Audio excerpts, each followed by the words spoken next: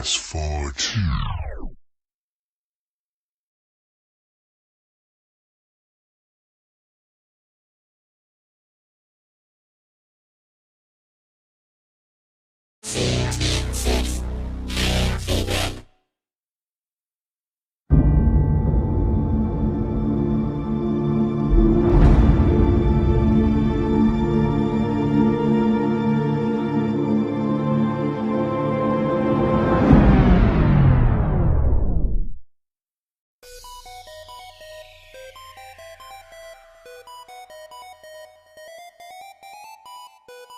For the past 9 months, a venomous debate has raged across large swaths of the internet.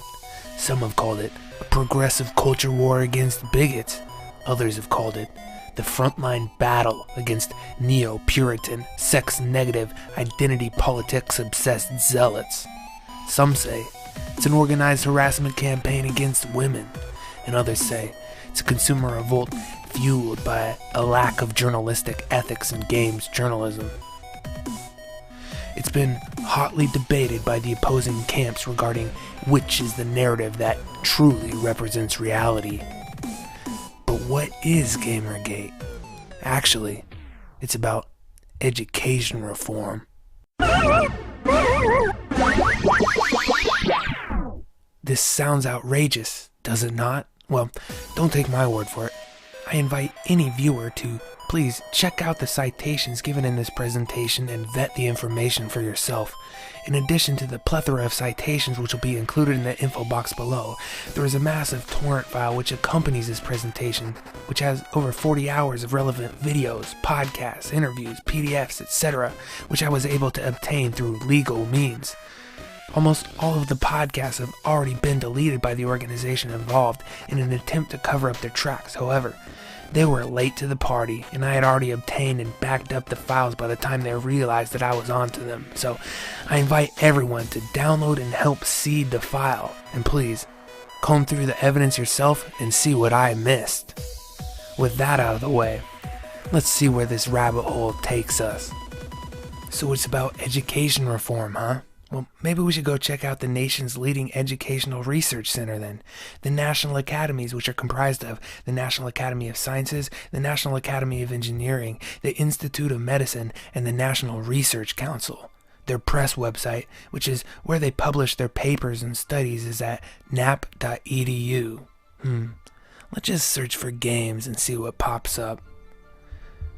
Learning Science Through Computer Games and Simulations, 2011. But look at this one. The Rise of Games and High-Performance Computing for Modeling and Simulation, 2010. Let's look into this one for now. The preface says, in spring 2008, the Defense Intelligence Agency asked the National Research Council to form a committee to investigate the possible significance to national security of new modeling, simulation, and games technologies.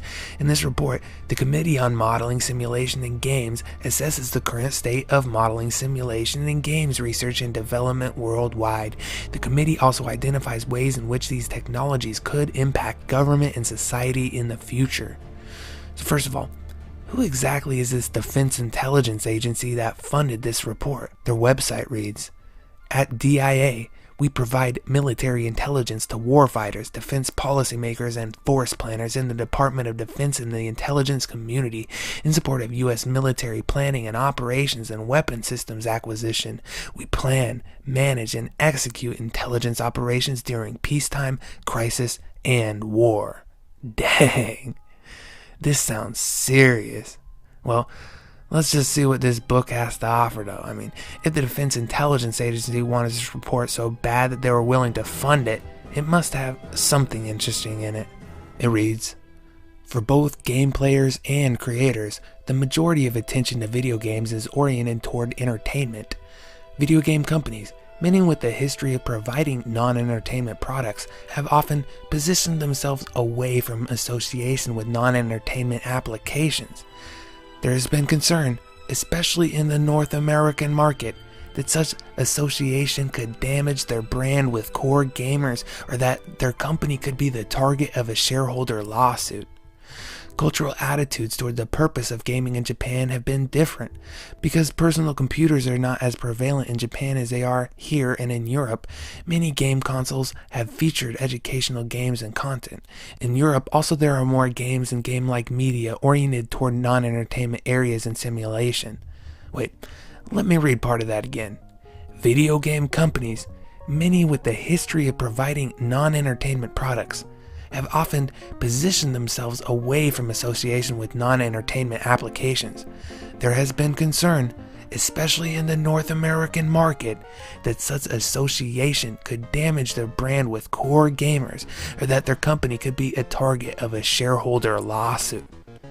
And for the citation here at list, private communication with an electronics arts vice president to Michael Zaida, May 2005. But wait, how could these guys know what Michael Zaida's personal emails were?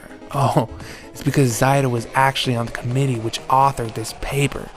Now it's starting to make sense, but it gets much scarier when we move on to the section titled Political Manipulation Through Games on the Internet. It says, large-scale games create a new venue for political manipulation. While some cases of direct political manipulation of an individual have been popularized by fiction such as The Manchurian Candidate, it is a manipulation of large numbers of people that can potentially be accomplished through internet media.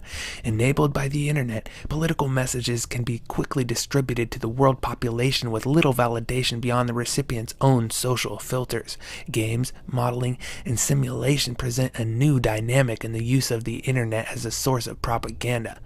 There are three main components that need to exist in order for a game to have an effect on its user base. First, the computer game should be well designed to distribute a political message, either covertly or overtly. In the former case, the game may be more likely to convert new people to an ideology. In the latter, it is more likely to target a population in order to reinforce a message or derive an action from a willing user base.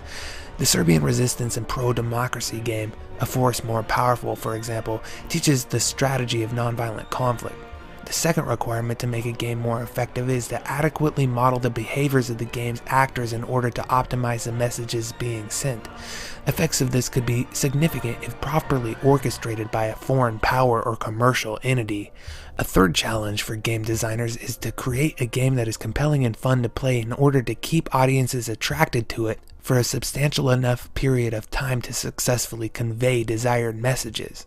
But when we look up the Defense Intelligence Agency on Wikipedia for the description of the agency, it starts to make a lot more sense why they commissioned this report. It reads, "The Defense Intelligence Agency is the main foreign military espionage organization of the United States, operating under the jurisdiction of the Department of Defense." Established in 1961 under President John F. Kennedy by the Defense Secretary Robert McNamara, DIA has been at the forefront of U.S. intelligence efforts throughout the Cold War and rapidly expanded both in size and scope since the September 11th attacks.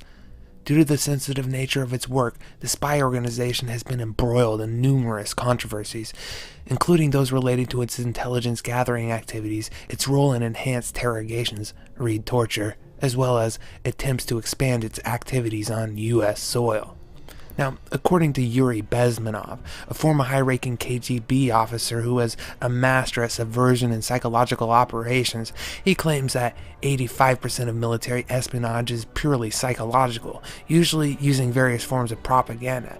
So now that we know that the DIA is basically the Department of Defense's psychological subversion and intelligence arm, it makes a lot more sense why they financed this report. But ignoring the chilling sentiments of knowing that the military is specifically interested in ways to indoctrinate and brainwash the public with games, which I'm sure has nothing to do with the fact that they just repealed the laws which banned using propaganda on domestic turf, read you and me, well, ignoring that, we have a guy that was on the committee to write the report, claiming that the Electronics Arts vice president told him in 2005 that he was scared of getting sued by shareholders if he made games which weren't aimed at being fun. So now it makes sense why there might have been a coordinated effort to kill the gamer identity. Apparently, serious games in North America can never really take off the ground while the current cultural attitudes remain in place because the major studios are scared of retribution from hardcore gamers and investors in the current climate. Well, this is all according to the expert committee hired by the National Academies anyway. But why would these journalists that wrote the Gamers Are Dead articles really care if serious games actually take hold or not? Well, for one, these journalists want validation in a career that's been largely looked down upon. As the saying goes, game journalists get the same pay as a movie critic, but none of the respect. These egomaniacs surely had a vested interest to change that.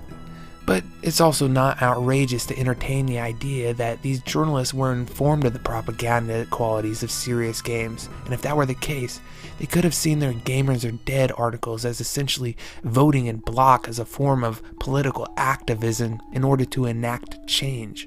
Now, considering that I uncovered a video from 2006 where two of the Vox Media and Polygon founders gave a speech to Microsoft Research wherein they teach Microsoft the wonders of internet propaganda, it's not hard to believe that these guys might have been useful idiots who believed that they were just being good little radical leftists. However, I wouldn't give Chris Plante, who was a co-founder of Polygon, a pass. Welcome to the Visiting Speaker Series. I'm so glad you could all join us this afternoon for the amazing talk by the amazing bloggers Jerome Armstrong and Marcos Zuniga, who write the Daily Kos and Jerome's fabulous blog, which is called Mighty D.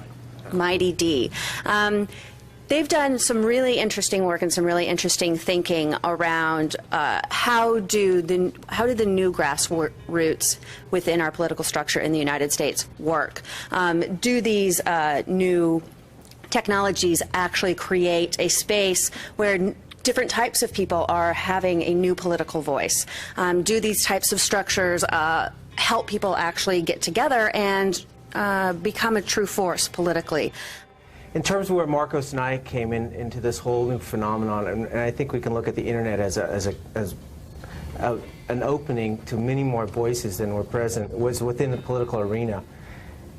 Following the 2000 election, both of us got involved in politics, sort of ramping up, but we both became, there was a vacuum out there in terms of partisan voices on the Democratic side, and voices in general that were authentic and that reflected politics from the point of view of ordinary people instead of from the point of view of either journalists that were covering politics from their particular standpoint for years on end, or from politicians and parties that had become ossified and sort of used to a certain way of the media presenting their elections and campaigns. And so we stepped into that vacuum and quickly found that there was a lot of people out all across the nation that were interested in hearing an authentic voice, but not only that, they were interested in participating by commenting not only with us, but with other people on the blogs in this new way of political dialogue. And from there, it's grown to where we were involved with the Howard Dean campaign, and the blogs have grown tenfold since then, to where now Marcos' blog, Daily Kos, gets over 500,000 visitors a day. And so we set out to travel all around the country. We went to 20 different states, interviewed 160 people, and what we started out originally with as an idea was that the Democratic Party lacked a brand, but we quickly went much deeper than that. And what we really found out was there were structural problems with how the Democratic Party was operating at the campaign and election level in terms of organizing. And those are the things that we wrote about in the book. And our voices, given the amount that the audience has increased, has allowed us to sort of become gatecrashers into the system that is ossified within the Democratic Party, and hopefully bring about a change there. So I'll let Marcos speak now. So yeah, we'll just go back and forth. We're kind of no, thanks for coming. And you know, I actually wanted to be a programmer when I grew up, but I wasn't good at it. So it's always been my shame that I couldn't do what you guys are doing. I like to say that I don't consider myself a leader. What I do consider myself is somebody who's creating the infrastructure and the machinery to allow leaders to emerge and allow those leaders to be supported, and in a way that was not possible just a few short years ago. And so we as a movement, progressive movement, have been losing a lot of this talent, a lot of the best and brightest in our movement. Conservatives, on the other hand, have been very, very effective at nurturing that talent and pulling it into their system. So rather than losing, what they're doing is they're actually out there recruiting from corporate America, pulling them into their movement, and they pay them well, and they nurture them, and they mentor them. And so what you have is a machine that is extremely up-to-date, technologically super advanced, Democratic Party has failed to communicate with their supporters and with people who are persuadable in just about 80% of the country, huge swaths of the country. Republicans are in every single district. They're communicating everywhere. And that is a very dramatic change. And what enables them to do that is technology. I mean, there was no way to do that before the internet, before this revolution that you guys are a part of, and we're now kind of riding that wave. That did not exist before. Now they've been able to adapt to that and move quickly in that regard. Our side is back in the Stone Age, right? And so, for us, it's kind of, in a lot of ways, it's frustrating to see that they have embraced their innovators and their entrepreneurs, and we have to actually beat them over the head, and we have to actually beat them over the head with whether it's blogging or whether it's just blog. We have to beat them over the head for them to realize that they need to start changing the way they're doing business and adapt to the changing political and media and technological landscapes. And they didn't want to change. We both worked on Howard Dean's campaign, and after the election, sort of our initial impulse was to bring about change inside the structure of the Democratic Party as an organization. So we're both at the forefront of pushing for Howard Dean's movement into the DNC. And that really gets to the heart of what we talk about with people-powered politics, which is people at the very local level becoming engaged in political participation. And in many ways, it's the technology that allows that to happen. Yeah, that it's ossified, it's insular, and it's hard to break through that. And we basically made a statement that, look, if you guys you don't go along with this, then we're on the outside. We'll break in by ousting you out of the party itself. That, look, if you guys you don't go along with this, then we're on the outside. We'll break in by ousting you out of the party itself at the very precinct level. So there's been participation within the Democratic Party in terms of opening some of that up, but obviously Howard Dean was just one step in. There's a lot more work to be done. Yeah, and Howard Dean's at the top, so we have to break through the state parties and down to the county level. And like Jerome says, you can't find information on how to take over your local party because it's on purpose. They don't want challengers, and they'd rather lose and carry their fancy little title because it makes them feel like big shit, rather than actually have to work and do their jobs, which is to actually create more Democrats and start winning some elections. And again, to us, it's all about technology. I mean, we don't need to march on the streets. As far as I'm concerned, marching in the streets is, useless. It's an old story. Nobody cares anymore. A bunch of people in the street. You think, don't they have something better to do with their time than to march in the street over some stupid thing? But a bunch of people get online and they exert pressure online. To me, that seems to be more impressive. Because a lot of times, it's not one or the other. A lot of times, you create these narratives. A lot of times, you create these narratives. Like the Cindy Sheehan story. It's one of the things that the blogs were able to do is really create the buzz that allowed some of this media to have a hook to go down. So, technology. We're a media-saturated world now. Media's the future. Now with convergence, television, and the internet, I mean, it's going to be absolutely dramatic. So we're going from 500 channels to unlimited, to the entire internet on a television. So how are we as a movement going to take advantage of this? Are we going to let the Republicans once again take the lead and dominate that? And if you're a Republican, I'm sure there's some of you in here, that's what you're hoping. Right? You're hoping more of the same. And, for us, though, we're saying, we have the talent. I mean, Silicon Valley and up here and, New York, Silicon Valley, and all these tech centers are very heavily progressive, very heavily democratic. It's a crowd that maybe hasn't been as political in recent years, but that's been changing quite a bit lately. So why don't we harness that energy and that expertise and that power to build this next generation movement that will not only dominate and take over the Democratic Party, we lose on infrastructure. So unless we turn that around, and it's going to be people like you guys, really. I mean, when we look at a lot of the advocacy stuff that has been very effective the last couple of years, a lot of it is a bunch of, a database guy getting together with maybe a Perl programmer or C++ and a designer, and you put together some kind of advocacy site. So it's that sort of thing. It's getting people who know the chops, who know how to operate in this new world, this brave new world of technology and media, and getting involved in doing change, because it happens, and it's for people like you guys, and for us too. I mean, it's not as hard as it was once upon a time to get 1 million people to march on the mall in D.C. So to me, that's pretty exciting. It's a democratizing of activism. And it's a very tangible way to start trying to push the Democratic Party and the nation closer to where it really should be, as opposed to where it's at today.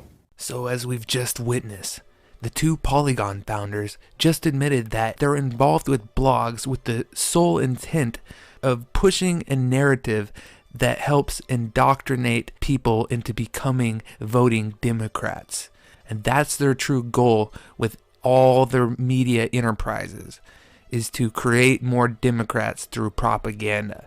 And we know that Polygon has been pushing an extremely biased feminist agenda. So it all makes sense. But let's get back to these Gamers Are Dead journalists. The 12 journalists who basically kicked Gamergate off by writing these articles which were meant to tell the industry that the core gamer demographic simply didn't matter anymore. So with that said, could there have been someone that was pulling the strings? Someone that tricked other people into doing their dirty work and pushing an agenda that's far more sinister? Like maybe an agenda involving billions of dollars in corporate and financial interests involved? I don't know. That sounds like a tinfoil hat conspiracy. I mean, it doesn't seem very likely that a corporation would try to influence the public in any way when there's billions, possibly trillions of dollars in future profits to be made, but I guess we could entertain the idea. So, if a conspiracy was involved, what connections would there be? Wait, wasn't this paper, which distinctly detailed why the gamer identity had to be killed, authored by a committee at the National Academies? Where have I heard that before? I remember now. The creator of the game journal ProList, Kyle Orland. Well, his father was a director of the Center for Education at the National Research Council, which is one of the arms of the National Academies. He had been a director there just 3 years prior to the report, but I know what you're thinking. That doesn't mean that Mr. Martin Orland was still in close contact with the National Academies.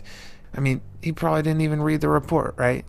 Well, considering that Orland gave a keynote speech at the National Academies convention in December 2014, 4 years after the report was authored, it's pretty safe to say that Orland has been in close contact with them the whole time. Not to mention, Orland still lives in the same city as the academies, and also, he's a senior program director for evaluation and policy research at WestEd, as well as the director of the Mid-Atlantic Comprehensive Center for the U.S. Department of Education. Wait, so he's the guy that's actually in charge of policy research for WestEd?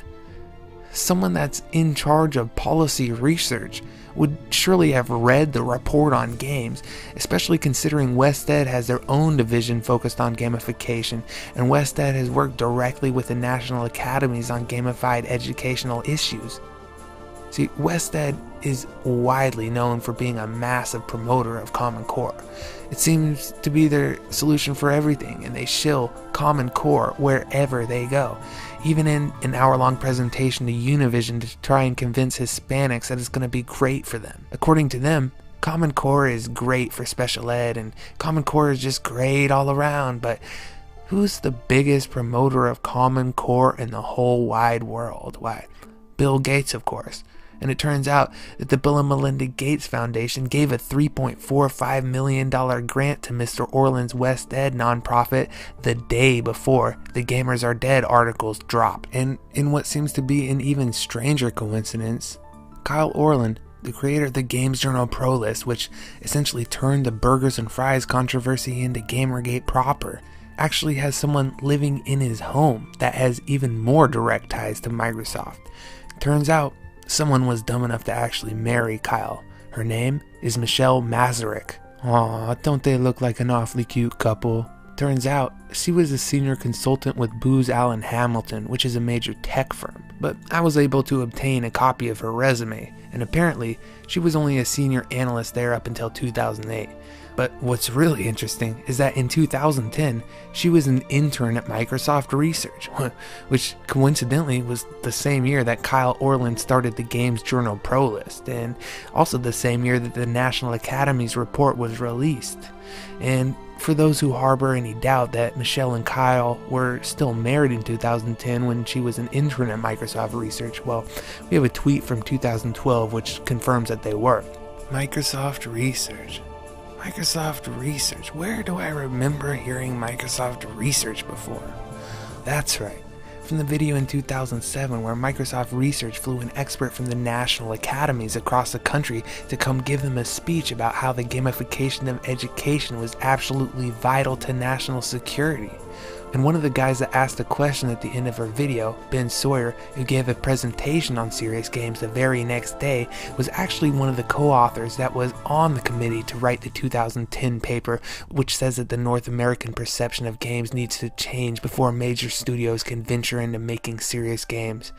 And the lady who gave that presentation herself was actually one of the authors of the 2011 paper at the National Academies. So, maybe this is why Michelle Mazurek already deleted her resume after I posted a link to it on 8chan.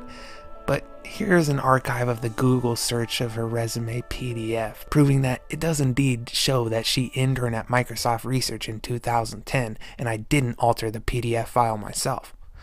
Plus, we have the academic papers she wrote for Microsoft Research while she was interned there. Also, I found proof that the National Academies were deeply studying gamified education, even when Martin Orland was the director of behavioral sciences there. You could be rest assured that he was aware of all the game research and was also in contact with Microsoft Research at the time. Well, Microsoft External Research, to be specific. You see, that's actually the purpose of Microsoft Research. Here's what MS Research has to say about itself.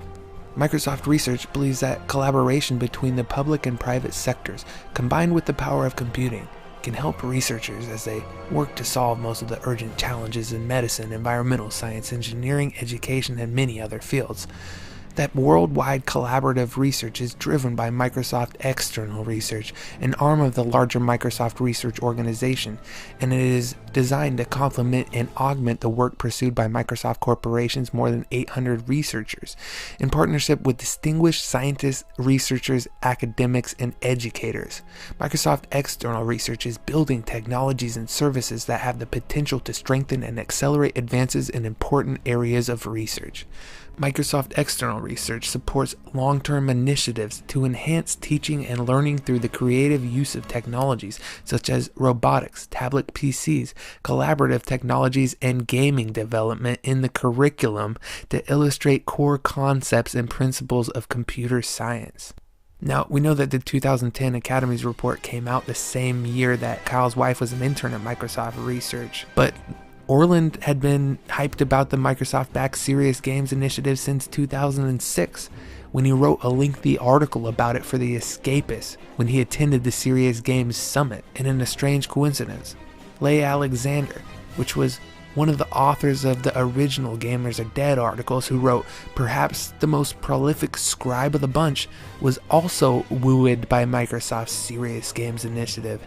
Actually, her very first Gamasutra featured article was about a Microsoft event in 2007, and her rallying call was about how serious games are taking over and are gonna change the world. But back to the subject of Martin Orland and his relationship with Microsoft. Being a director of the research division at WestEd, which is perhaps the most influential educational think tank in the country, and being a top dog in education himself, you can guarantee that Microsoft was in direct contact with Orland all along. This becomes doubly apparent when you realize that when he left his position at the National Academies in 2007 to move to be the Senior Program Director for Evaluation and Policy Research, right when he joined WestEd is when they started to rake in the Gates Foundation dosh in the form of grants.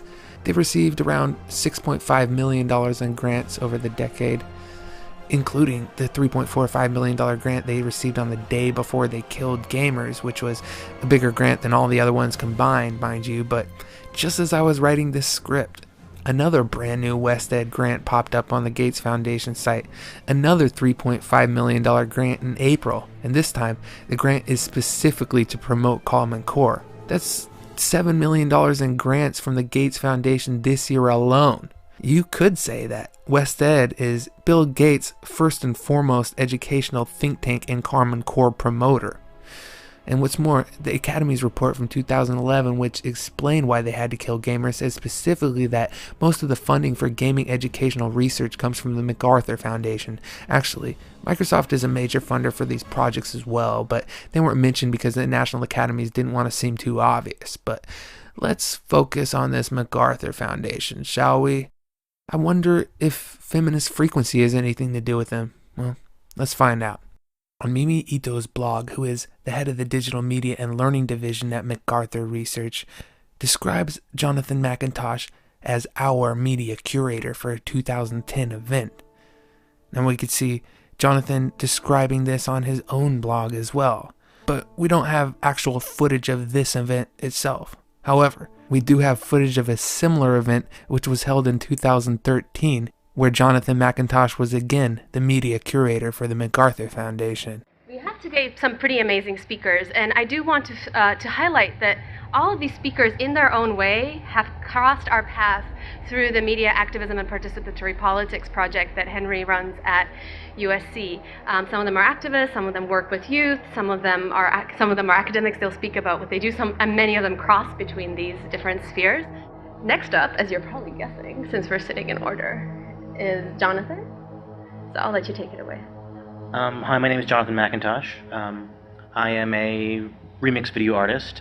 Sometimes I use other terms to try to describe that, because I don't just put different pieces of media together to create something new, but actually try to get at building alternative narratives. And sometimes I call that transformative storytelling. So taking something that exists in pop culture and then adding or subtracting, changing the story in some way. So next up, we have Lisa.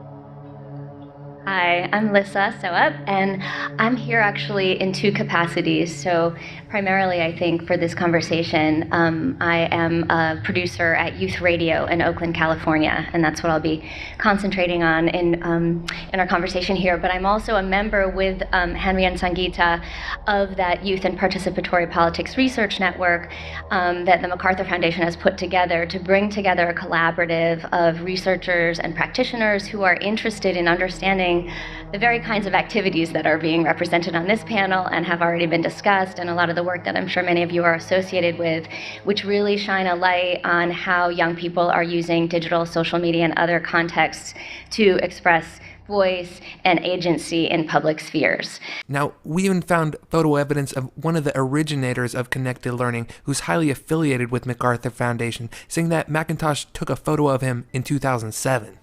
So, obviously, Jonathan McIntosh has been hanging out with the MacArthur Foundation crowd for quite a long time. This is made clear by his tweet history with Mimi Ito, where she's talking about him and where he's retweeting her as far back as 2009. And here we have a woman named Dana Boyd mentioning McIntosh in some other tweets. Dana Boyd is a principal researcher for Microsoft Research. So let's take a look at Mimi Ito's bio to see if we can ascertain some more information. It says, Mizuko Ito is a cultural anthropologist of technology use, examining children and youth's changing relationships to media and communications, and is professor in residence and MacArthur Foundation Chair in Digital Media and Learning at the University of California, Irvine, with appointments in the University of California Humanities Research Institute in Department of Anthropology and the Department of Informatics. Her work on educational software appears in Engineering Play, A Cultural History of Children's Software. In Japan, her research had focused on mobile and portable technologies, and she co-edited a book on that topic called Personal, Portable, Pedestrian, and Mobile Phones in Japanese Life. She has led a 3-year collaborative ethnographic study funded by the MacArthur Foundation, examining youth new media practices in the U.S. and focusing on gaming, digital media production, and internet use. The findings of this project are reported in the book Hanging Out, Messing Around, and Geeking Out, Youth Living and Learning with New Media. Most recently, she's co-edited and contributed to a book on fan culture, Fandom Unbound, Otaku Culture in a Connected World. Continuing work on informational learning with new media with the support of the MacArthur Foundation, she is the research director of the Digital Media and Learning Hub at UC Irvine and the chair of MacArthur Research Network on Connected Learning. In addition to her current work funded by the MacArthur Foundation, she has been awarded grants by the National Science Foundation, the Spencer Foundation, the Mellon Foundation, Intel Research, the Abe Fellowship Program, and the Japan Society for Promotion of Science, and is the recipient of the Jan Hawkins Award for early career contributions to humanistic research in scholarship and learning technologies from the American Educational Research Association. You might have noticed that she works for Intel Research. It's quite the coincidence that Intel recently decided to partner financially with Feminist Frequency, isn't it? But let's continue. Her resume mentioned that she is the research director for the MacArthur Connected Learning Research Network, which is part of the Connected Learning Alliance. And on the CLA, she serves as its chair. She is the head of the Leveling Up project for the Connected Learning Research Network, among others. But maybe if we study some of her academic papers, we can glean some insight into her beliefs and motivations. Remember, at the start of this thing, I mentioned that the National Academies had a 2011 report on gamification in education, not the 2010 report, which was commissioned by the Defense Intelligence Agency because of their interest in uses of serious games for propaganda, but a 2011 report titled Learning Science Through Computer Games and Simulations, which was actually commissioned by the academies themselves. Well, it turns out the report was written for the division of the National Academies which Martin Orland used to be in charge of.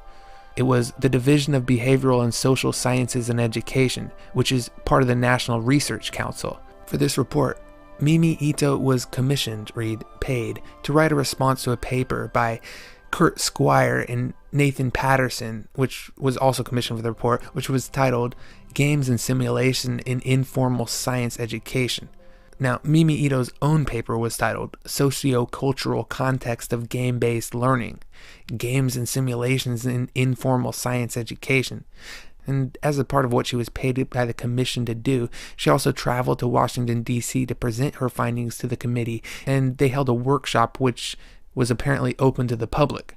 She speaks of it in a blog post here. It reads, October 2nd, 2009. Next week, I will be presenting a response paper for the National Academy of Sciences Committee on Learning Science, Computer Games, Simulations, and Education. They are convening a workshop open to the public on games for science education. It should be an interesting meeting for games and learning folks in the DC area. I am presenting a paper in response to Kurt Squire's look at science games and simulations in informal learning environments. Now, here's one of the instances in that 2011 report where it cites Ito's paper. States, Ito observes that gaming is predominantly a social and recreational activity and that any effort to introduce games designed for learning must consider the informal contexts that structure gameplay. As discussed below, these contexts influence children's and adolescents' access to games, the extent to which they play them, and the potential of games to support science learning.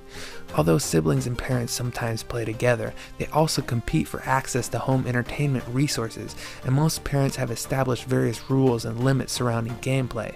Generally, both parents and children view gaming as an activity in opposition to academic learning. Such views, as well as the family's ability to pay for gaming technology and game titles, could constrain the potential of games to support shared learning within the family. But now let us examine Mimi's paper itself, which can be found on her blog, or in the PDF form from the National Academy's site. It states, Commercial and Public Media Culture. The context of the commercial gaming industry is also an important factor in considering social and recreational gaming, and one that is often overlooked in more educationally minded efforts. An intervention into the social and recreational space will have to compete with the commercial production and marketing for kids' attentions. History has demonstrated the challenges of inserting learning software and educational agendas into practices already saturated with commercial media culture. While independent educational and civic games have been a marginal but persistent feature of the commercial games landscape, we have yet to witness the emergence of a robust alternative market for public interest games that are comparable to public media in television or radio. These existing contexts of social and recreational gaming powerfully determine the potential and promise of alternative and new forms of gaming practice. Just as the classroom culture and educational accountabilities structure gaming and formal educational environments, the informal space is also saturated with structuring institutions, but of a more varied nature.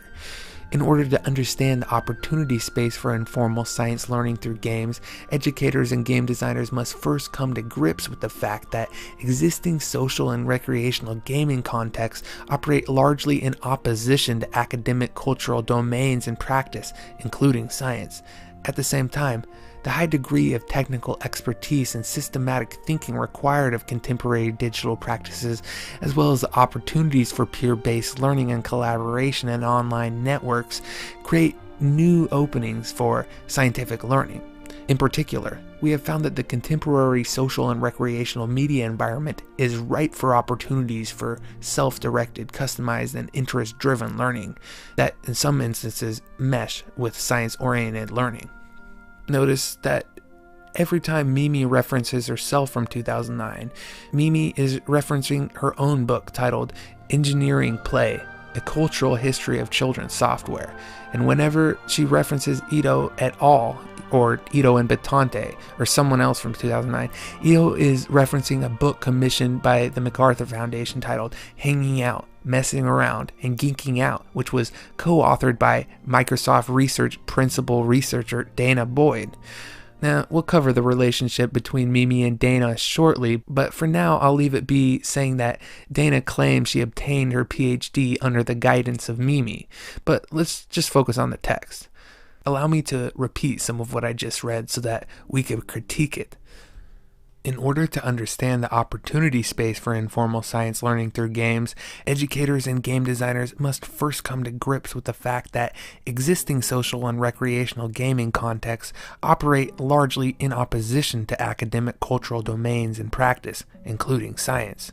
Here, she is explicitly stating that the way gaming is currently perceived by society directly affects the way in which society is able to adopt gaming as a form of education.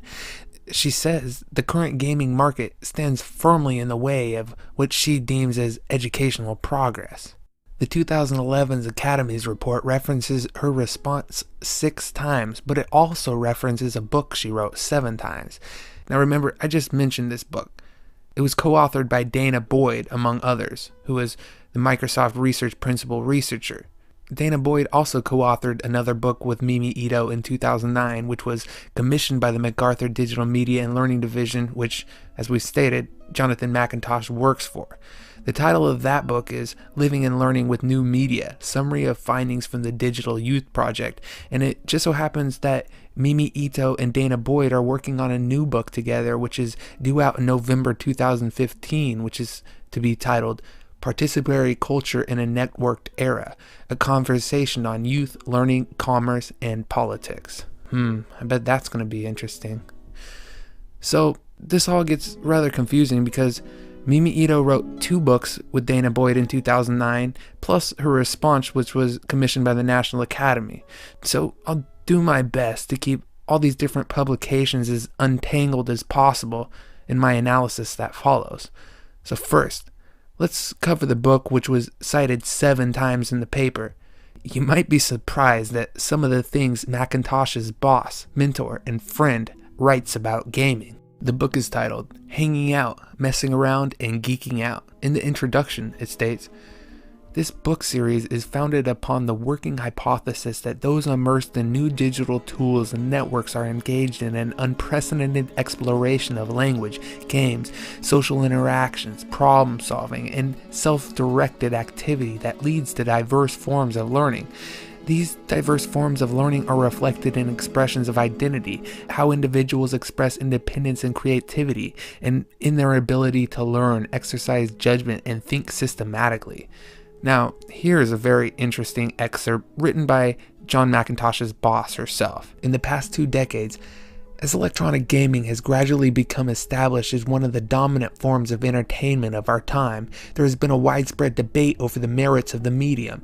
Some have accused games of promoting violence and sexism, despite very little empirical evidence that games lead to antisocial or violent behavior. Popular perception persists in painting a picture of the aggressive, isolated, compulsive gamer. Looks like Feminist Frequency's whole narrative just got blown apart by Macintosh's own boss, who is considered the field's top expert on games research, even by Macintosh himself. But how do we know that Macintosh supports her analysis and has read her book? Well, because we can see Jonathan McIntosh tweeting in support of an interview Mimi Ito did for a 2011 Wired magazine article. Now, there's a video in that article as well, so let's watch that. So my question is this: why do we assume that kids socializing and play is not a site of learning? And on the flip side, why do we assume that schools can't have a spirit of entertainment and play as part of what they're doing? Last year I wrapped up a 3-year study with a large team of researchers where we were looking at a lot of different examples of kids' new media practice, ranging from sort of everyday hanging out behavior on sites like MySpace and Facebook with text messaging, IM, to what we were calling more geeked out kinds of participation, like making YouTube videos, creating podcasts, engaging in fan fiction, and other forms of fan production. I think the piece that we don't currently have real awareness that is shared or broad-based about is how we support kids' engagement in the more messing around and geeking out space. And this is the space that really has the opportunity to foster kids' intellectual development, their civic engagement, their personal development in really important ways, and yet we haven't really worked as educators or parents to proactively engage kids. We know that the learning outside of school matters tremendously for the learning in school. So a lot of what we're trying to say about kids' informal learning with new media is part of an already existing set of understandings that educators have of the importance of the home environment, for the peer environment, for the community, for learning that happens in schools. The question is, how can we be more active about linking those two together? And I think this is a tremendous challenge that a lot of these experimental efforts are dealing with. I think for teachers and schools and classroom learning, there's still an incredibly important role to play, which is about giving kids access across the board to a baseline set of standards, literacies, expectations about what they need to participate in contemporary society, to be reflective, and to also take opportunity of the fact that you really have kids and adults in a shared space that's safe, that's sanctioned, that gives kids an opportunity to reflect on things in their everyday life. That's not just about them being immersed in it all the time. So I think that there are incredibly important functions for schools. What we're saying by valuing informal learning is not that we should abandon formal learning, but that we should get those working together in a much more coordinated way.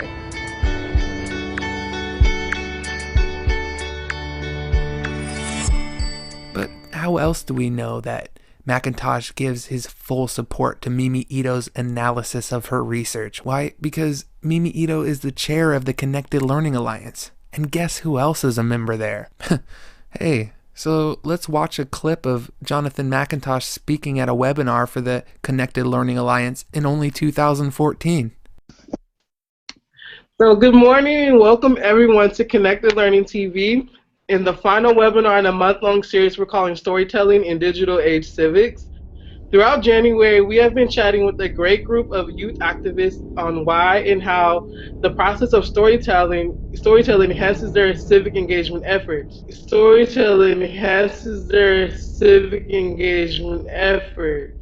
Before we get started, I'm just going to turn it over briefly to Lissa Soap, who will be my co-facilitator today. I work as a senior producer and run our innovation lab, but I'm also the bridge to the other invisible team that's been really important in forming and leading this webinar series, and that's our friends over at USC. So I work with Sangeeta and Henry and others as part of the Youth and Participatory Politics Research Network. First, we have Jonathan McIntosh. He's a pop culture hacker and transformative storyteller. He has been remixing mass media narratives for critical purposes since the invention of YouTube. So, I've been involved in a whole bunch of grassroots activist-style campaigns for the past really 10 or 11 years. But I thought I would talk about one that's more based on the battle of the story in the media. So this is something that I did pretty much on my own to see what impact and what influence I could have on changing a popular story, or a story that was happening in the popular culture. To echo some of the things that were already said, the media is lazy. I think that's something that we need to remember as people who are interested in social change. They're extremely lazy, the mainstream media. And so what it was that I wrote under my video or on my blog or whatever, that little blurb was reprinted over and over and over and reposted over and over and over again, right? So, taking care to frame something in a careful and intentional way, right, is extremely important, because it's going to be the thing that is reprinted and reprinted and reposted and reposted. What were people saying about this film, about these topics, and then how do you say, okay, well, this is what people are saying. How do I flip that and change that and make that story what I want to say?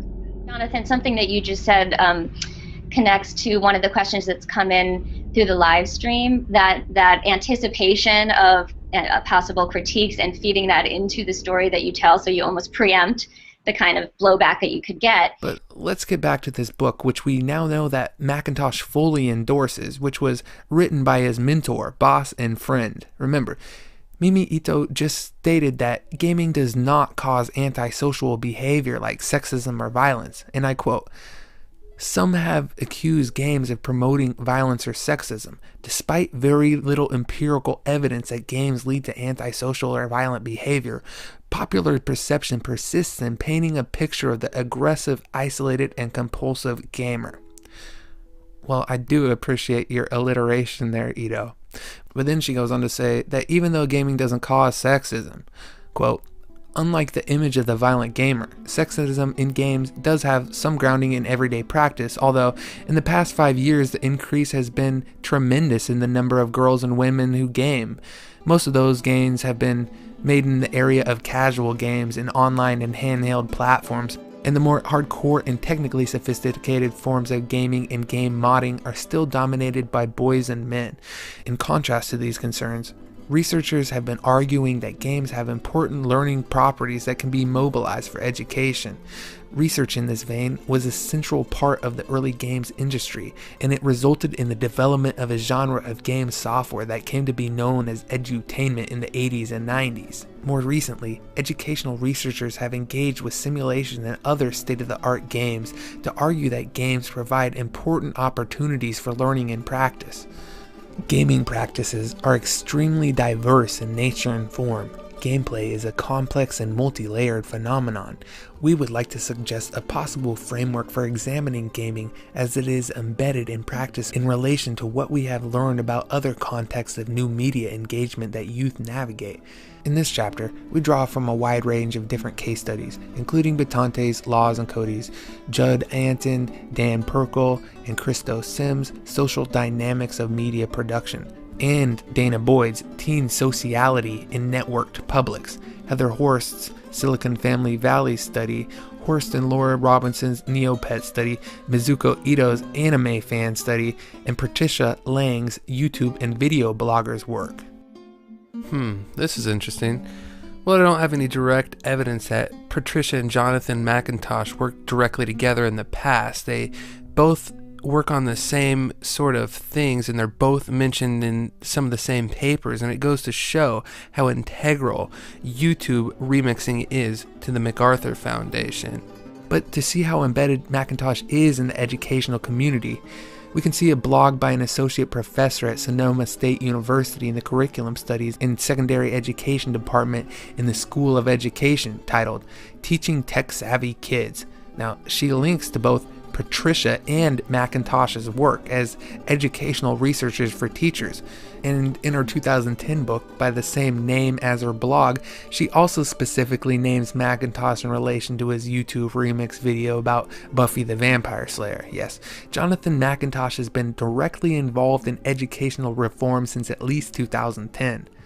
But let's get back to the 2009 book by Mimi Ito and Dana Boyd, Hanging Out, Messing Around, and Geeking Out, Youth Living and Learning with New Media. We start our discussion with a framing of the debates around gaming and learning, suggesting how a practice and youth-centered approach can inform this conversation. The body of this chapter is organized in terms of genres of gaming practice: killing time, hanging out, recreational gaming, mobilizing and organizing, and augmented gaming. We conclude our discussion with an analysis of the broader structural and cultural conditions of gaming that shape how the different genres of practice relate to one another, and the ways in which individuals gain access to or are excluded from various gameplay experiences.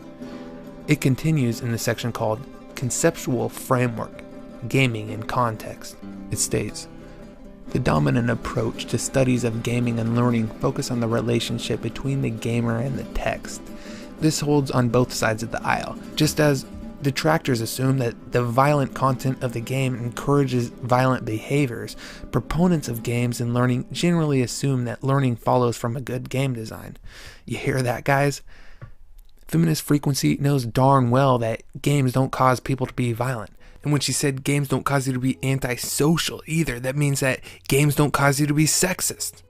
The book continues. Although there has been a considerable amount written on games and young people's use of them, there has been very little done to establish an overall ecology of gaming, game design, and play, in the sense of how all these various elements, from code to rhetoric to social practices and aesthetics, cohabit and populate the game world. The language of the media is replete with references to the devil and heavy metal when it comes to the ill-found virtues of video games. Well, a growing movement in K-12 education casts them as the holy grail in an uphill battle to keep kids learning. While many credit gameplay with fostering new forms of social organization, alternative ways of thinking and interacting, more work needs to be done to simulate these forms of learning within a dynamic media ecology that has the participatory and social nature of gaming at its core. So even though Ito admits that violent games don't cause antisocial behavior, she says that the gaming media ecosystems needs to be uprooted to allow for serious games to become the core demographic. I wonder where McIntosh got the idea to repurpose Feminist Frequency to focus solely on gaming.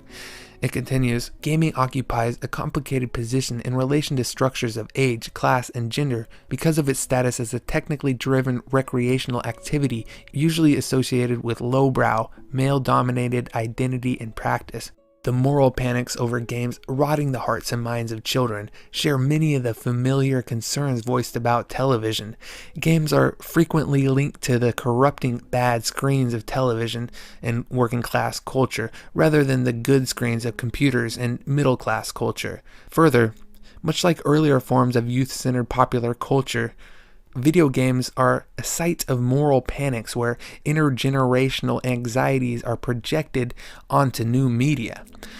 The technical sophistication of games, both as text and practices, however, throws a unique twist into these existing cultural conflicts. Well, those who see gaming as an avenue into certain forms of technical expertise and learning have argued that educators and designers should work to make games attractive to girls, and that others have argued that gaming reproduces sexist and consumerist logics that are often of dubious value. Did you hear that? McIntosh's employer and mentor expressly states those in a moral panic about video games are misguided. Well, some of us always assumed that social justice warriors weren't quite as dumb as they acted, but we can now see that the choice of Feminist Frequency to pretend to be morally outraged by video games had an exact and calculated purpose. Now, I'm going to quote the last sentence again so we could pick it apart to see exactly why Feminist Frequency started their subversive psychological operation at the behest of the MacArthur Foundation and Microsoft Research. While those who see gaming as an avenue into certain forms of technical expertise and learning have argued that educators and designers should work to make games more attractive to girls, others have argued that gaming reproduces sexist and consumerist logics that are often of dubious values for youth. So, Mimi already stated that the moral panic sentiment regarding video games was diluted, which discredits the last part of the statement. So, we'll focus on the first half. Mimi herself is one of those who claims that gaming is an avenue into certain forms of technical expertise and learning. How do we know this? Well, it's the entire premise of the book. So, in essence, she is speaking for herself when she states that educators and designers should work to make gaming more attractive to girls. It's quite the coincidence that Jonathan McIntosh, her employee, decides to use Feminist Frequency to do that exact thing.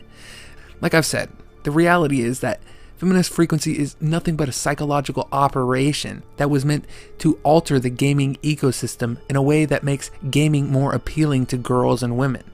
So the real purpose of Feminist Frequency was not to convince all hardcore gamers that they need to hang up their Halo and go play Gone Home, but it was to set themselves up as industry consultants. They wanted to hold the keys to the industry. They wanted to have power over developers to be able to tell them what content they can and can't put in their own games. The purpose of this, of course, was to make gaming more attractive to women, or girls specifically. Now, they know that the moral outrage sentiment is ridiculous and pointless and has no basis in actual reality. However, they figured if they could convince enough useful idiots to serve as their army to harass and shame developers into doing their bidding, that it would help with their cause. And this is exactly what we've seen play out. As Mimi Ito, McIntosh's mentor, boss, and friend, arguably the top researcher in the field, claims that the moral panic is completely off base. He knew that from day one. He just was there to do his job. But let's get back to the book. Questions about what kids learn through games are a site of conflict among the values inflected by class, gender, and generational identity. The controversial nature of this medium becomes explicit, for instance, in the process of establishing a set of norms about the appropriate use of games. It goes on. Although certain core practices of recreational and geeked out gaming are strongly associated with the young, white male geek cultures that were foundational to early game practice, today we see a much more variegated palette of gaming practices. The overall statistics of an expanding gamer demographic need to be contextualized within highly differentiated forms of gaming activities. Our effort here is to specify some of these distinctions among different forms of game engagement. Another pillar of Feminist Frequency's manifesto blown to smithereens. Apparently, Jonathan McIntosh has always known that gaming is about far more than straight white males. Again, we see them espousing a lie to serve a purpose, not because they believe it, but because they think it will spur society to change in a way that will lubricate it to allow for more serious games and in turn gamification of education to take hold. They know that the gamer demographic is totally diverse, but they try to act like it's all straight white men and it needs to change. They're using a fabricated crisis to try and push an agenda. The book continues. As described in Box 5.2 on first-person shooters, in recreational gaming, players can develop intense relationships to games.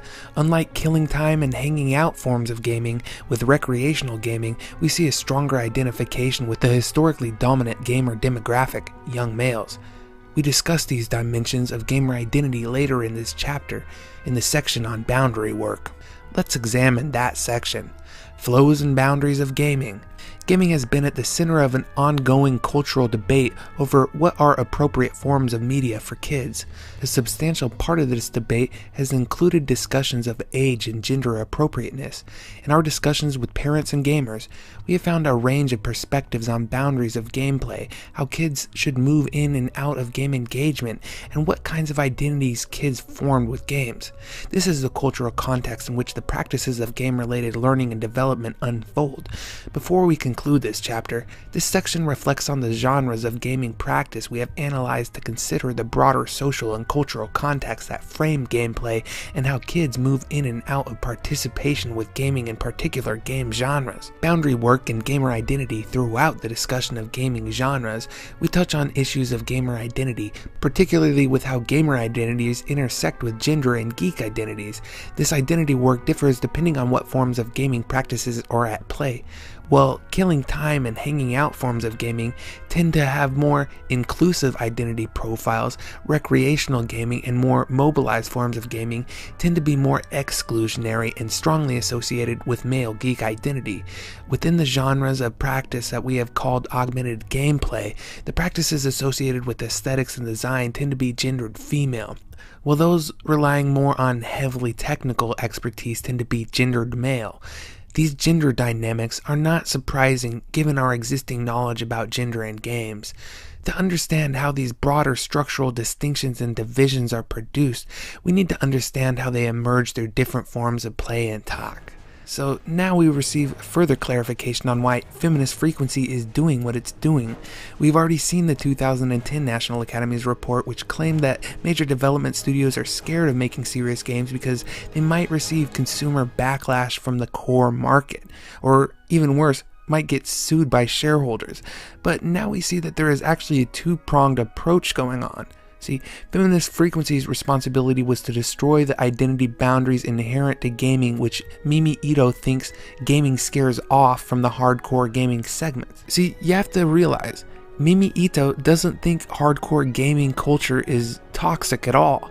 If you actually read her work, her basic premise is that there's actually a lot of great social and life skills hardcore gamers get out of their work and play. She even praises the modding and machinima aspects that are deeply ingrained in the hardcore community. She loves how gamers learn teamwork and competitiveness and social skills and the ability to bounce back up and try again after failing until they eventually succeed. Her only real concern is that most girls tend to shy away from gaming because they think it's too masculine and too competitive, and she thinks that girls are really missing out on the great things that they could be getting out of gaming. She sees gaming as a gateway into other tech and science fields and feels that a lot more girls would end up going into the hard sciences or computer-related fields later on in life if they were involved in the more hardcore gaming aspects as children. See, all her studies say that most girls are mostly affiliated with the casual gaming aspects, and she wants them to get more involved in it. So Feminist Frequency was a prong of the attack that was supposed to change this and make gaming more appealing to women through cultural subversion and manipulation and shaming of developers and studios to do what MacArthur Foundation and Microsoft Research / Bill Gates wanted. And I'll explain fully what the second prong of the attack was in due time, but for now, let us return to the text. Producing particular forms of gamer identities is a form of boundary work. Almost without exception, kids we spoke to engaged in some forms of gaming, but they have well-developed discourses for distinguishing different kinds of gameplay identities. Players who engaged in the killing time and hanging out genres of gaming often describe their enjoyment of games, but they do not move beyond these more casual forms of gaming. These forms of gaming are considered everyday, unremarkable activities that are part of using computers in entertainment centers, and they were the most pervasive forms of gameplay that we encountered. The boundary work of creating gamer identity involves constructing boundaries between gamers and non-gamers, and kids who engage in the killing time practices are not generally considered gamers. Among boys, certain genres of gaming were ubiquitous and socially acceptable. These genres included sports games and first-person shooter games such as Counter-Strike and Halo. Among girls, the dominant social norm was that it was not socially acceptable to be identified as a gamer. In Dana Boyd's study, who was the Microsoft principal researcher, mind you, Teen Sociality and Network Publics, she interviewed two kids who talked about some of the gender dynamics around gaming. Catalina, a white 15-year-old from Texas, and Jordan, a Mexican-American, also 15 and from Texas, do not really play video games, but Jordan would love to get a PlayStation 3 because she thinks that Dance Dance Revolution looks fun. So here, we see Mimi using Microsoft researcher Dana Boyd's studies to prove a point. Now, Dana's studies go on to explore how girls saw their brothers play Counter-Strike but felt the medium was inaccessible to them, so they shied away from hardcore gaming altogether. So we know for a fact that Dana Boyd also knows that girls don't think it's socially acceptable to be considered a gamer, as her research portrays. So this is why Feminist Frequency made an abrupt decision to focus on making gaming a more welcoming place for girls. And of course, this is the same reason why someone convinced the 12 journalists to write their gamers are dead articles. It was an attempt to change the development landscape, to subversively alter the type of games that developers would be willing to make. But killing the gamer identity through games journalism was not intended to be the original plan. Again, what was the second prong of their original plan will be revealed shortly. The book continues. Young players such as Steven are part of the definition of the subcultures of forms of gaming, ones based on certain kind of gamer pride and defined against mainstream norms. Players of first-person shooters are demonized by the mainstream because of the violent content of the games. By contrast, MMORPG players are often stigmatized as being socially marginalized. Although first-person shooters and sports games were fairly ubiquitous among boys, it was rare for us to find MMORPG games in the mainstream teen demographic. This is partially due to the cost involved, but there are also important cultural distinctions between gamers. Here, the discourse revolves around commitment of time and energy to the online world, and both those on the inside and outside of these practices often describe them in these terms. For example, in her YouTube and video blogger study, Patricia Lang interviewed an 18-year-old who was an avid gamer, but who she says did not play World of Warcraft because role-playing games suck up too much time. Hey, that's the same Patricia Lang that specializes in YouTube and video bloggers work, again emphasizing how important YouTube is to MacArthur. It goes on, the rapid rate of technology change with regard to gaming is likely to continue to produce a generation gap in gaming experience, even for parents who are avid gamers. The processes of a distinction that core gamers engage in, defining their practices in opposition to mainstream culture, are likely to continue to produce an elite, geeked out gaming culture that will be out of reach to most of the older generation. The different forms of boundary work, of making distinctions between different kinds of gaming identities and between the world of gaming and mainstream culture, demonstrate how varied kids' gameplay experiences are. When considering how games contribute to learning of both the celebrated or demonized variety, we need to be specific about which forms of gaming and gaming identity we are referring to. Gaming practice is articulated in relation to the broader cultural and social dynamics of youth culture. Some of the most important outcomes of geeking out on games are experiences of mastery that translate into identity and status within peer groups that care about gaming and technical expertise. When one considers these dimensions, gender becomes important not only in terms of gender representation in video games, but also in terms of participation in certain social, cultural, and technical worlds. As gaming becomes increasingly central to young people's socialization into networks of technology expertise and learning, the persistent gender gap in recreational gaming is problematic. Although we are seeing a broadening base of participation in the killing time and hanging out genres of gaming, recreational gaming is still a male-dominated sphere. And in her conclusion, Mimi states, "Our work is not focused on the issues of gaming representation and content learning, but we focus on the broader social and cultural ecology that contextualizes game practice. We emphasize the importance of cultural genres of gameplay and how they intersect with identity formation such as geek and gender identity. Where we find some potential issues of concern are not in issues of game addiction and alienation, but rather the inverse, the issue of exclusion from certain forms of gaming. In line with research on gender in games, we found that there is a persistent gender gap in regard to the participation in forms of gaming that are tied to technology-related learning and forms of interest-driven participation. Although girls are participating at high levels and killing time hanging out in the less technical forms of modding and customizing, the core practices of recreational and mobilized gaming are culturally coded as male. We understand that sports are embedded in a broader cultural ecology that is worthwhile for kids to participate in. Here, we make a similar argument for games. that the most important benefits of gaming, if they are to be had, lie in healthy social ecology of participation, an ecology that includes parents, siblings, and peers. Recasting the debate over games and learning in this more ecological frame is an important corrective to many of the dominant discourses of gaming that have focused on game content and design. See, Mimi and Dana Boyd aren't actually game-hating zealots, and Macintosh isn't either.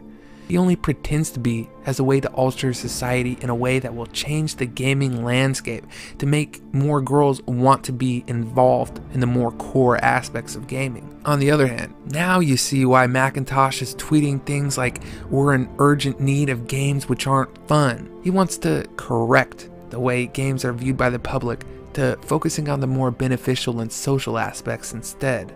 And combined with the knowledge that Sarkeesian has been a literal scam artist in her previous jobs before Feminist Frequency, it all starts to make sense. And when you add in the fact that both Macintosh and Sarkeesian are both known to be critical theory advocates, well, this is all beyond the scope of the presentation, but I suggest that you research how the basis of critical theory is that objective reasoning is dead and subjective reasoning is the only thing that matters in a modern society.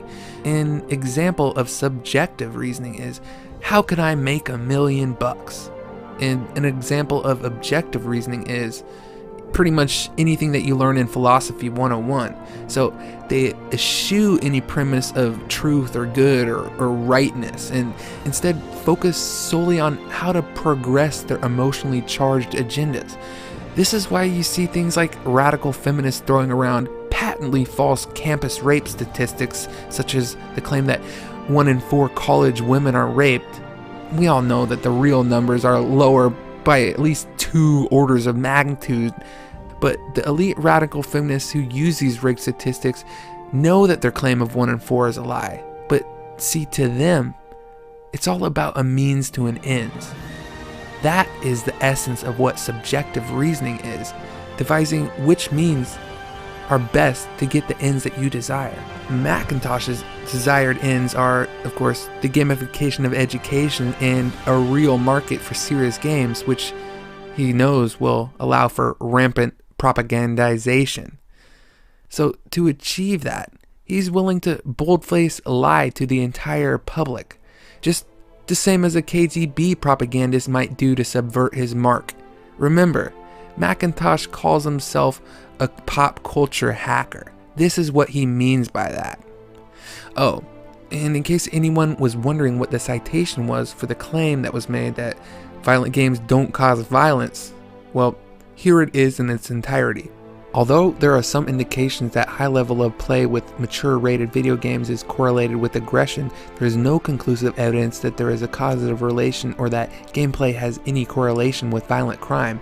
After completing an extensive study of video games and violence, Kutcher and Olson conclude the strong link between video game violence and real-world violence, and the conclusion that video games lead to social isolation and poor interpersonal skills are drawn from bad or irrelevant research, muddle-headed thinking, and unfounded simplistic news reports.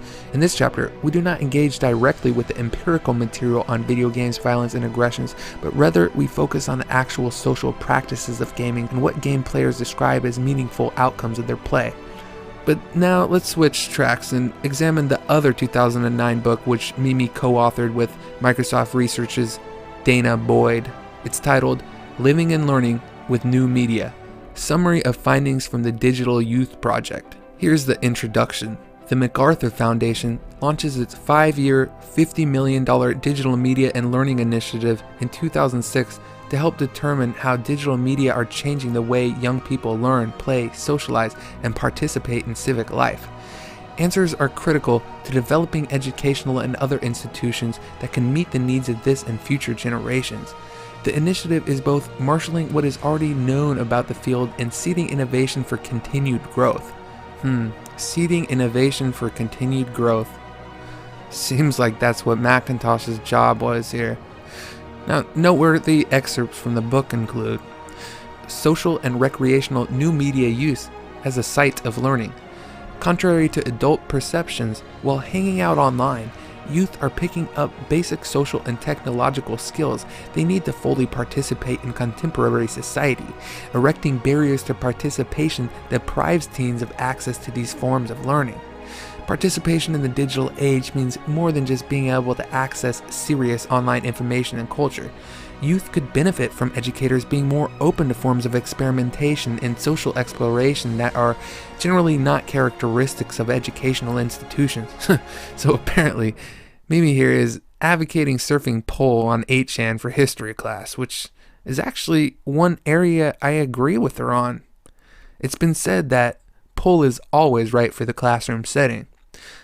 But seriously, other interesting excerpts include, for example, authoring of online profiles is an important literacy skill on both the friendship and interest-driven sides, but one mobilizes a genre of popularity and coolness, and the other a genre of geek cred.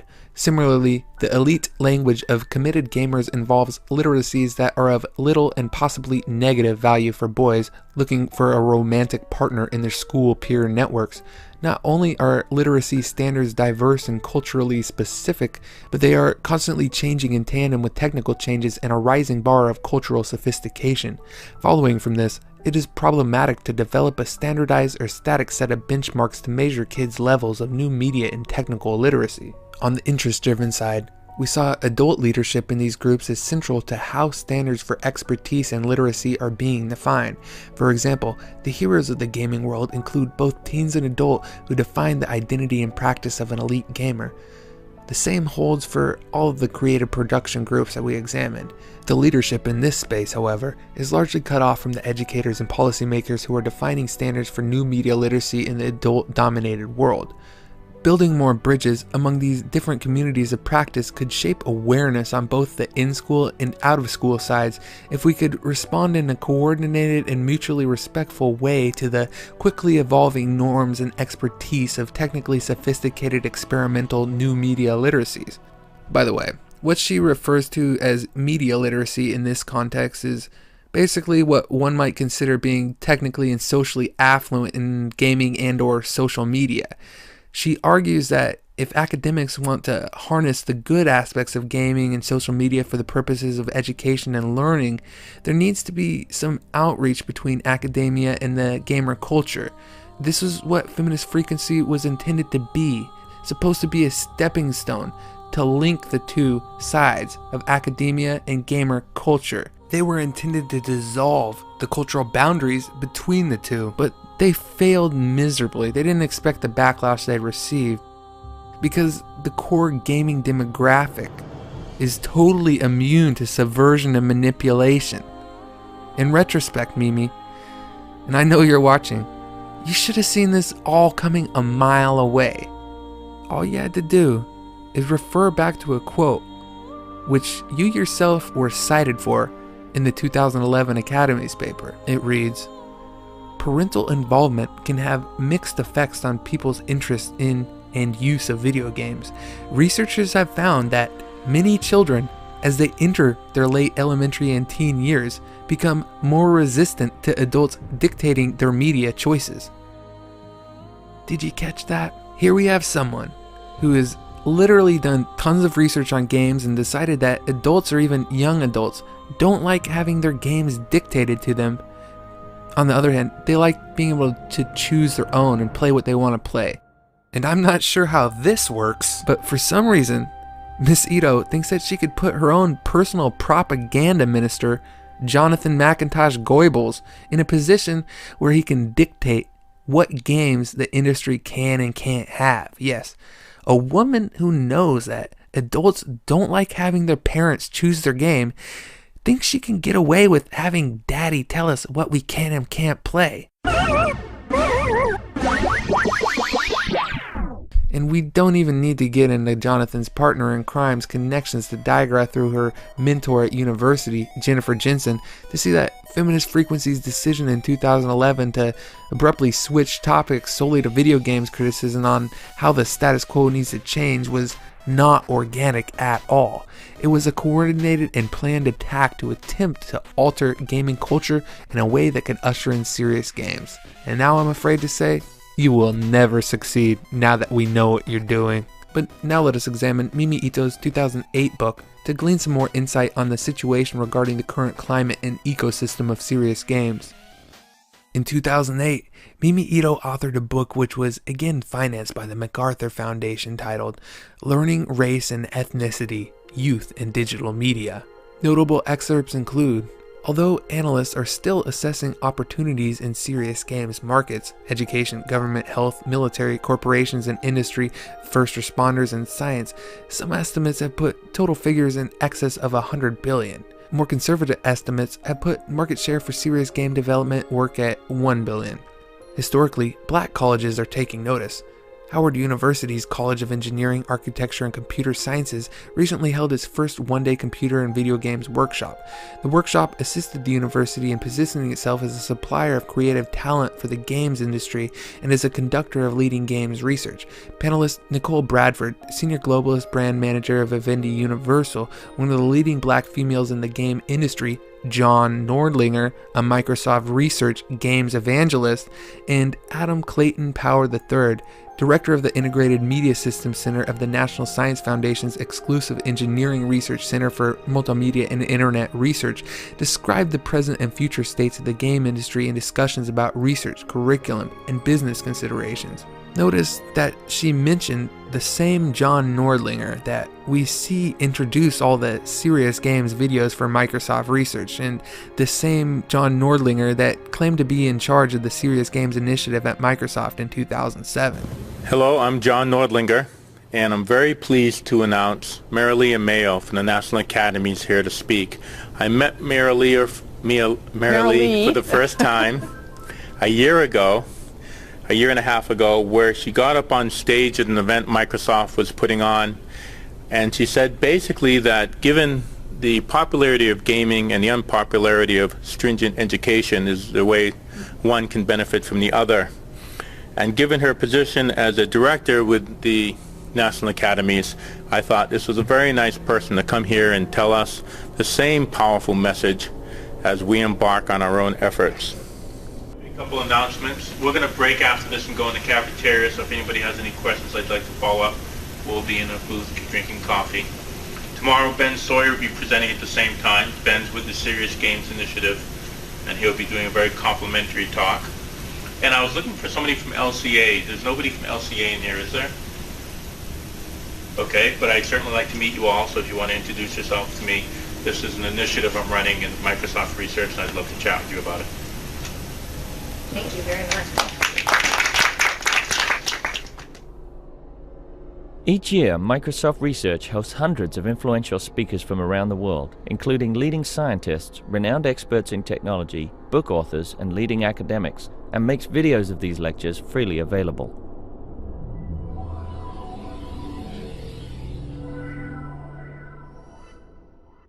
And then the book goes on to state, Mario Armstrong of NPR Technology sees increasing participation of minority youth on the consumer side, but not on the business side. As for who's missing, he adds, nonprofits, foundations, venture capitalists, video game publishers, and the entertainment side of the industry are all missing from the equation. Now, this statement from Mario Armstrong is important, but we will dissect it later and see why. But for now, it's important to see how Dana, Macintosh, and Mimi really tie together.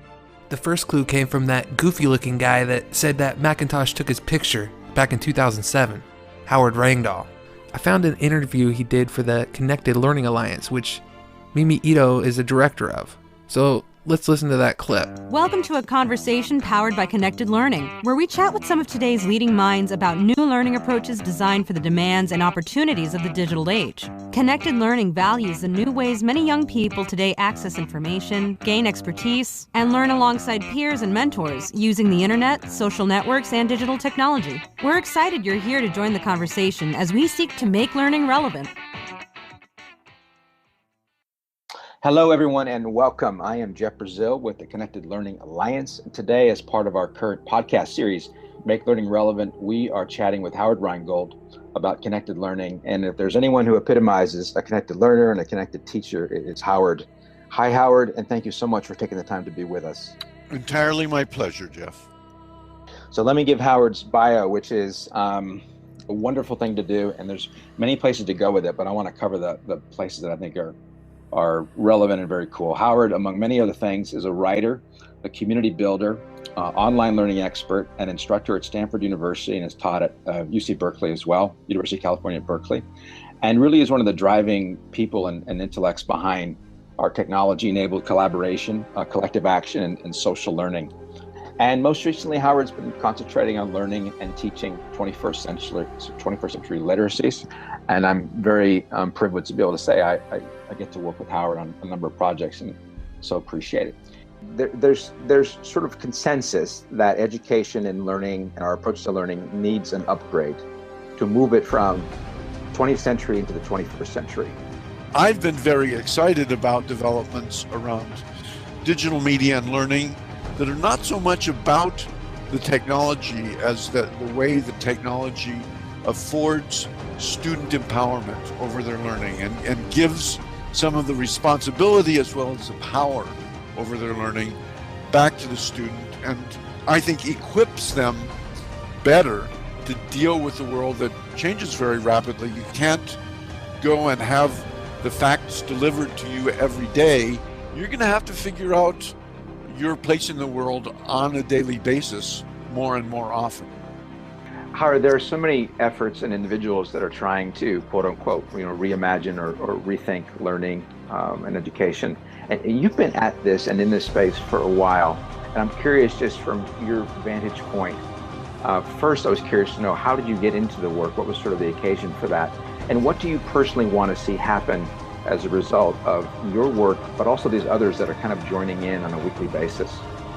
Well, how I got into it is kind of a strange little story, in that a friend of mine at University of California at Berkeley said, we're having a reading group around your book, Smart Mobs, my 2002 book. Would you like to join us?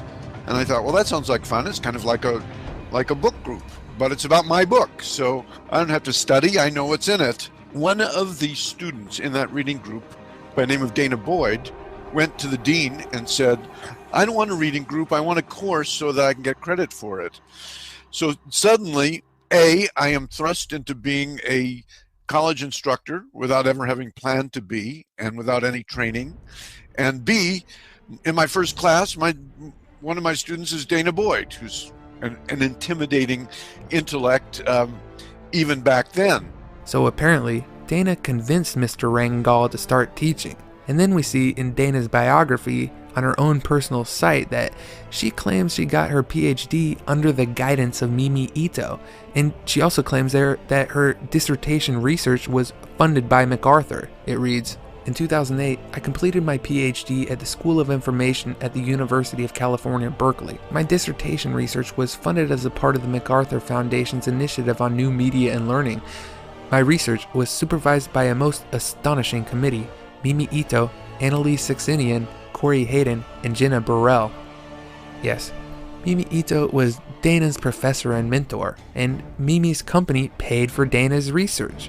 Then, after she got her PhD, they have been working together ever since. And like I've already said, they're working on another book together that should be released in November. And it's also worth noting that the new Media and Learning Division of MacArthur Foundation that funded her research, which of course Mimi Ito is in charge of, is also the same division that Jonathan McIntosh works for. Then when we listen to Mimi Ito's interview on her own Connected Learning Alliance site, we can ascertain some more information. Hi, my name is Lissa Soep, and I'm delighted to be in conversation with Mimi Ito, one of the architects of the concept of connected learning. So let's jump in, and I'll first just say about myself that I am research director and senior producer at Youth Radio in Oakland, and the founder of our Innovation Lab, which is a partnership with MIT Media Lab, and also a member of the Youth and Participatory Politics Research Network that is part of the Digital Media and Learning Initiative. And Mimi and I have worked together for some time. So Mimi, I'm going to ask you to go ahead and introduce yourself.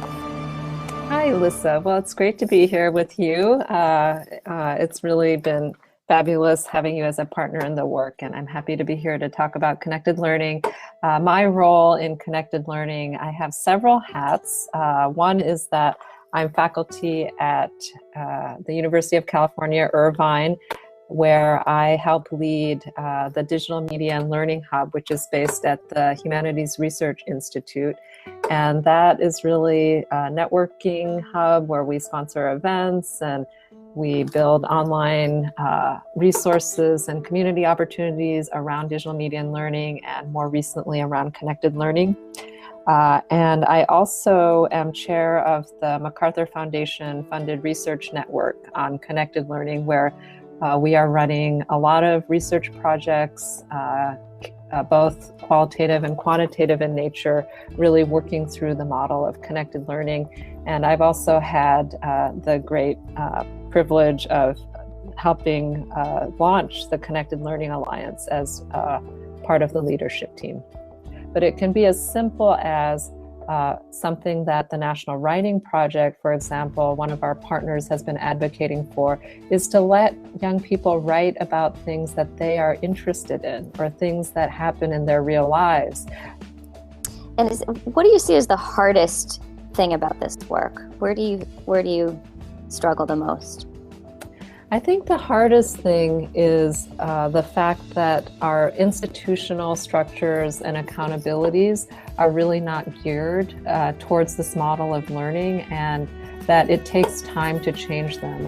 Assessments and testing are a big part of it, but also, things like the way the school day is structured, the lack of connections between resources in the community and the school, and the difficulty of, bringing in, say, a local expert or volunteer who could help support those more specialized and enriched learning experience in the school. There's a lot of policy and legal barriers to making those kinds of things happen. So those are challenges. Another example is just the concerns about online safety, that often prevent schools or libraries from connecting young people to online communities that are social in nature. So I think those policy barriers are really, really challenging and really work against, for example, even educators who really want to embrace progressive or connected learning to be able to take advantage of the opportunities that the online world has to offer. I think that the other big challenge is, again, because this is really about a model of learning that spans different environments, young people's peer culture and their social learning, their home environments, their out-of-school learning, their in-school learning, that it really requires building of an alliance that cuts across these different sectors, sectors that aren't always used to working harmoniously together. So if you think about the alliance of partners that we work with, for example, they cut across the for-profit sectors of technology and entertainment. We do work that is very parent and home-facing. We do work in informal educational institutions, whether that's libraries or museums or maker spaces. And we also have many partners who are in the in-school space. And building an alliance across such a heterogeneous network of stakeholders is a really important but difficult challenge. Oh, it's something I haven't really got into yet. See, during the making of this presentation, Mimi Ito caught wind of the fact that we were onto her because I had hinted on Twitter that Feminist Frequency's entire narrative was about to be blown apart by their very own team.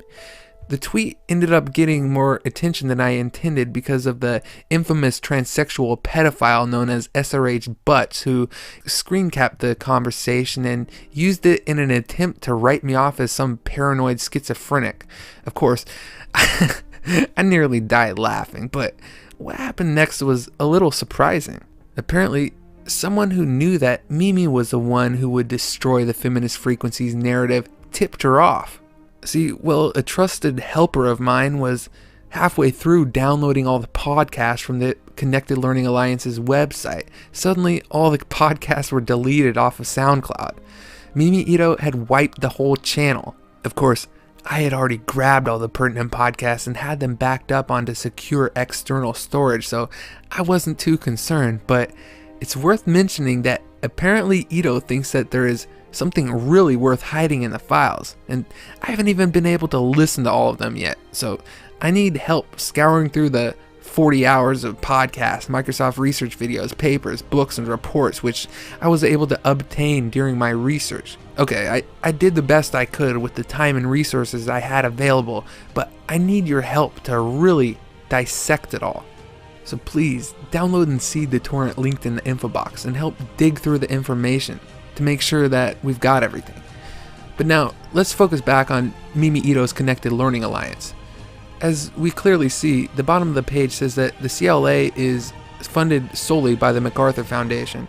It says that Mimi Ito serves as Research Director of the Digital Media and Learning Research Hub and also as the chair of the Connected Learning Research Network. The research arm of the Connected Learning Alliance is Connected Learning Research, which is hosted on MacArthur's Digital Media and Learning Initiative website. Now, it just so happens that the Digital Media and Learning Hub holds a yearly conference. The primary sponsor in 2011 was MacArthur, and the secondary sponsor was Microsoft Research. On March 5th, 2011, there was a panel which was hand-picked and organized by none other than Dana Boyd, as I will prove to you in a minute, who, as I've stated, is a principal researcher for Microsoft Research and also works for MacArthur. See, Dana Boyd was the Emerging Platforms and Policy Chair of the 2011 DML conference, and Mimi Ito was a plenary panelist. And if you don't know what plenary means in this context, the definition of plenary session is a meeting for all members attending a conference, either at the beginning to discuss general issues or at the end to announce progress. So Mimi Ito was one of the main panelists who was the moderator for many of the panels and gave speeches both at the beginning and end of the conference. This makes sense being that she's the research director of the research arm of the DML. Now, as I've said, Dana Boyd was the Emerging Platforms and Policy Chair for the DML and also on many of the panels, the planning committee of the event, and was also in charge of picking at least one of the panels. So guess who was the strapping young lad that she handpicked to be on her panel? None other than our good friend Mr. Macintosh. Here we could see Jonathan tweeting about how happy he was to show off the beta version of his app at the convention, an app that made it trivial to remix commercials into propaganda. And here we can see Jonathan linking a tweet to a live blog of the debate he had with some guy about 4chan. Now, this link was a live blog of the event, so it was written rather hastily, but let's have a look and see what it says. With Mizuko Ito, moderator, Finn Brunton, and Andres Monroy Hernandez, Mimi Ito kicks off. Credits Dana Boyd with putting together the panel. Industry calls this user-generated content, but educators we look at online spaces for amateurs and various groups to connect, mobilize, find others who share interests and identities, and how to create new forms.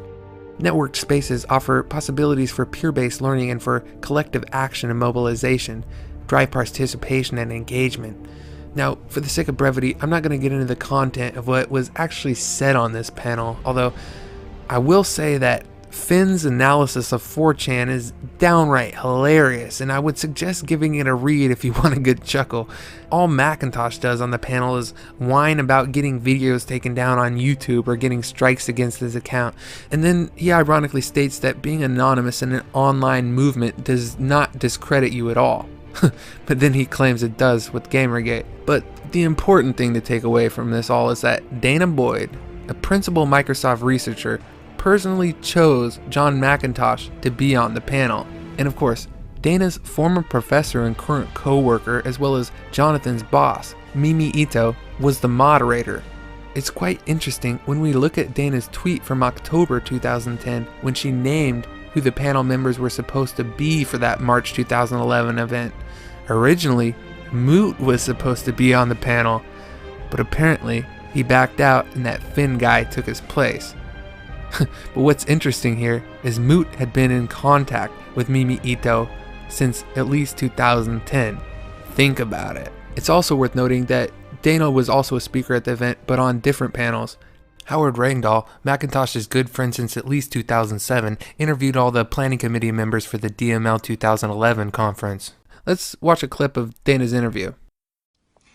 Here's Dana Boyd. We all know Dana, and we're all interested in hearing what is exciting to you about the area at the DML conference coming up that you're chairing. Sure. So I'm honored to be able to chair the Emerging Platforms and Policies section. And my goal in this space is that there's a lot of amazing technology that has come out that has been deployed often by corporate institutions, and people are sort of struggling to make sense of it. They're trying to figure out how they can use it for learning purposes. They're trying to figure out how they navigate it for social purposes. And so the point of this track is to really examine what happens with these new emerging technologies, how are people engaging with them, and what are the big struggles or challenges we have to think about. So, this includes all of the sort of classic platforms, Facebook, MySpace, Twitter, YouTube, Ustream, these kinds of things that are coming out, and all of the sort of questions of how people are using it, as well as the policy questions.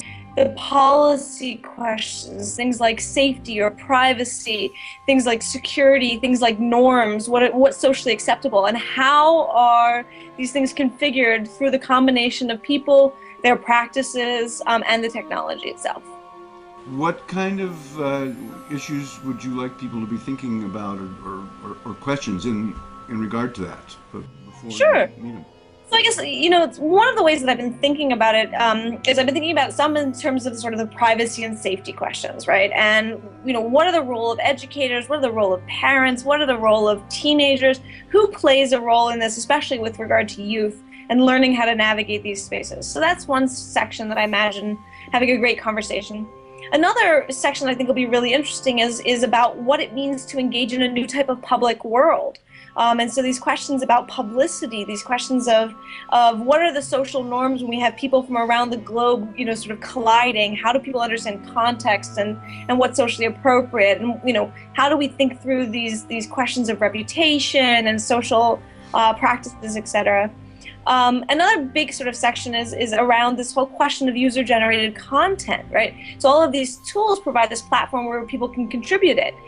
So what does it mean to contribute to this kind of space? What are questions of anonymity? What is, the politics of participation? How do people think about getting reputation or credibility? Who owns this content? How do we think about whether this content is credible? All of these sort of nasty, gnarly questions. So those are sort of the three pillars that I'm, sort of most thinking through. But part of what's nice about being able to put together a space like this is to say, what are people going to be interested in? Like, I'm looking forward to all of the possible panels that people might propose, trying to think through and navigate these different spaces. But when we look back at Mimi's bio, which I've already read, it states, she has led a 3-year collaborative ethnographic study funded by the MacArthur Foundation, examining new media practices in the U.S. and focusing on gaming, digital media production, and internet use. The findings of this project are reported in Hanging Out, Messing Around, and Geeking Out, Youth Living and Learning with New Media. And of course, as I've already mentioned, Dana Boyd was the co-author of that book. So Dana is also directly paid by the MacArthur Foundation as a research affiliate, but also Dana is directly paid by the MacArthur Foundation at Harvard's Berkman Center for Internet and Society, a society which advises internet policy to lawmakers. Let's look at what her bio there has to say. At the Berkman Center, Dr. Boyd co-directed the Internet Safety Technical Task Force in 2008 with John Palfrey and Dina Seiko to work with companies and nonprofits to identify potential technical solutions for keeping children safe online. This task force was formed by the U.S. Attorneys General and MySpace and is being organized by the Berkman Center. More recently, Dr. Boyd co-directed the Youth Media and Policy Working Group with John Praffy and Urs Gazer. This project was funded by the MacArthur Foundation from 2009 to 2011. In 2011, Dana Boyd was selected as a Young Global Leader of the World Economic Forum.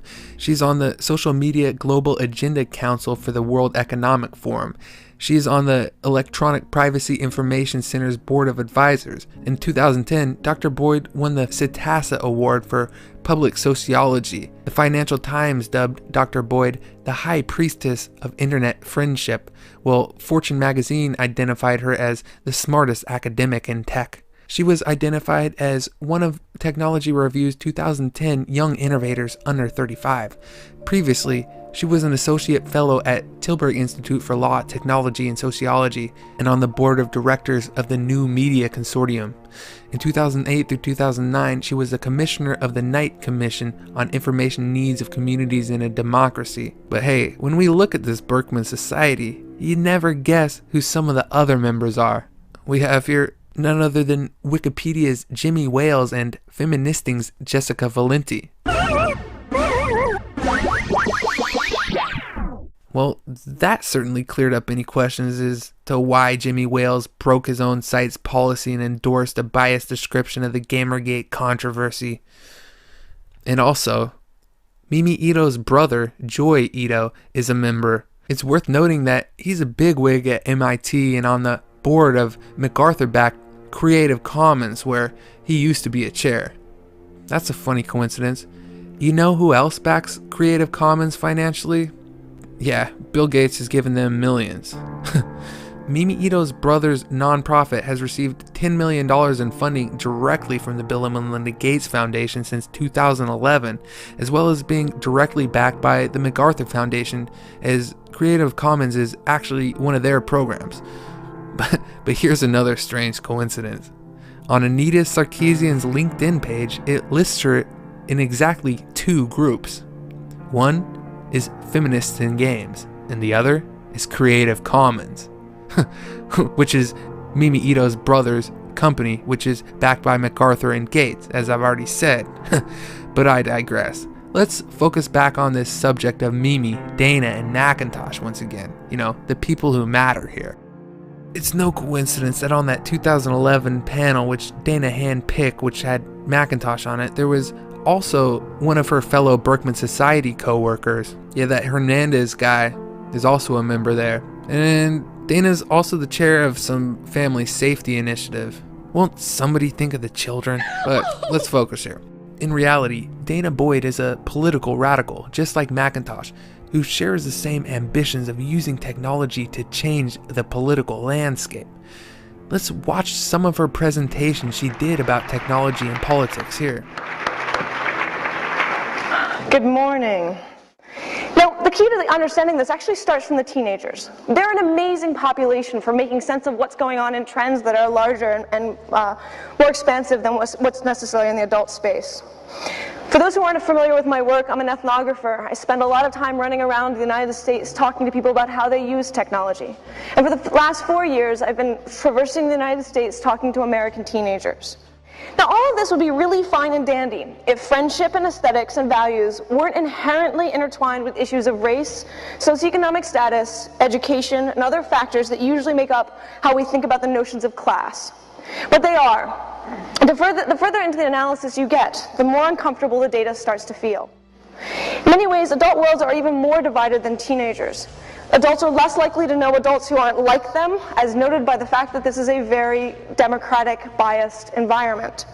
There's a notion in sociology called homophily. That means birds of a feather stick together. Whites know whites, Democrats know Democrats, urbanites know urbanites, etc., etc.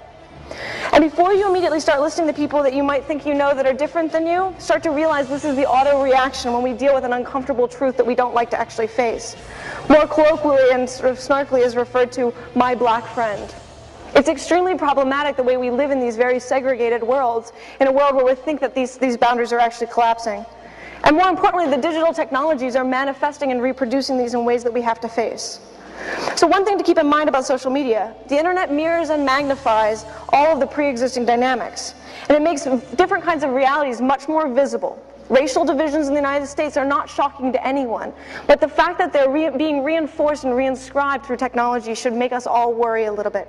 A lot more people are following 50 Cent and Miley Cyrus and engaged in communities where it's about fandom and around celebrity than they are necessarily about politics.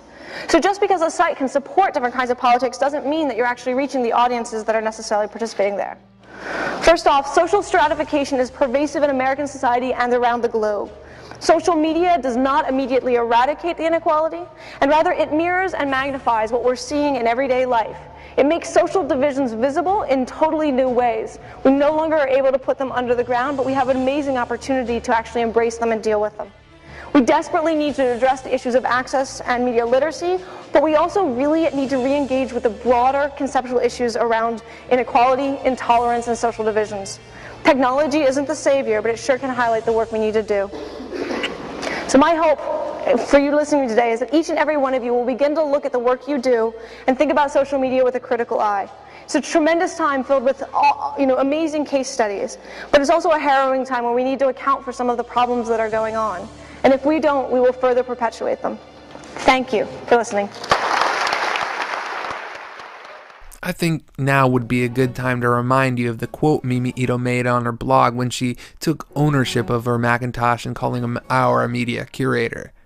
And here is Bill and Melinda Gates' official media arm, the Impatient Optimist, referring specifically to the research paper Mimi and Dana co-authored together. Notice that the Impatient Optimist website flies the Gates Foundation banner in the same way as the grants database. This is literally the Gates Foundation's very own media arm. So let's read some of this press release, and we find something very interesting. Cultural anthropologist Mimi Ito calls the Chicago Public Library's pioneering teen learning space, YOUmedia, loud, sociable, and hip.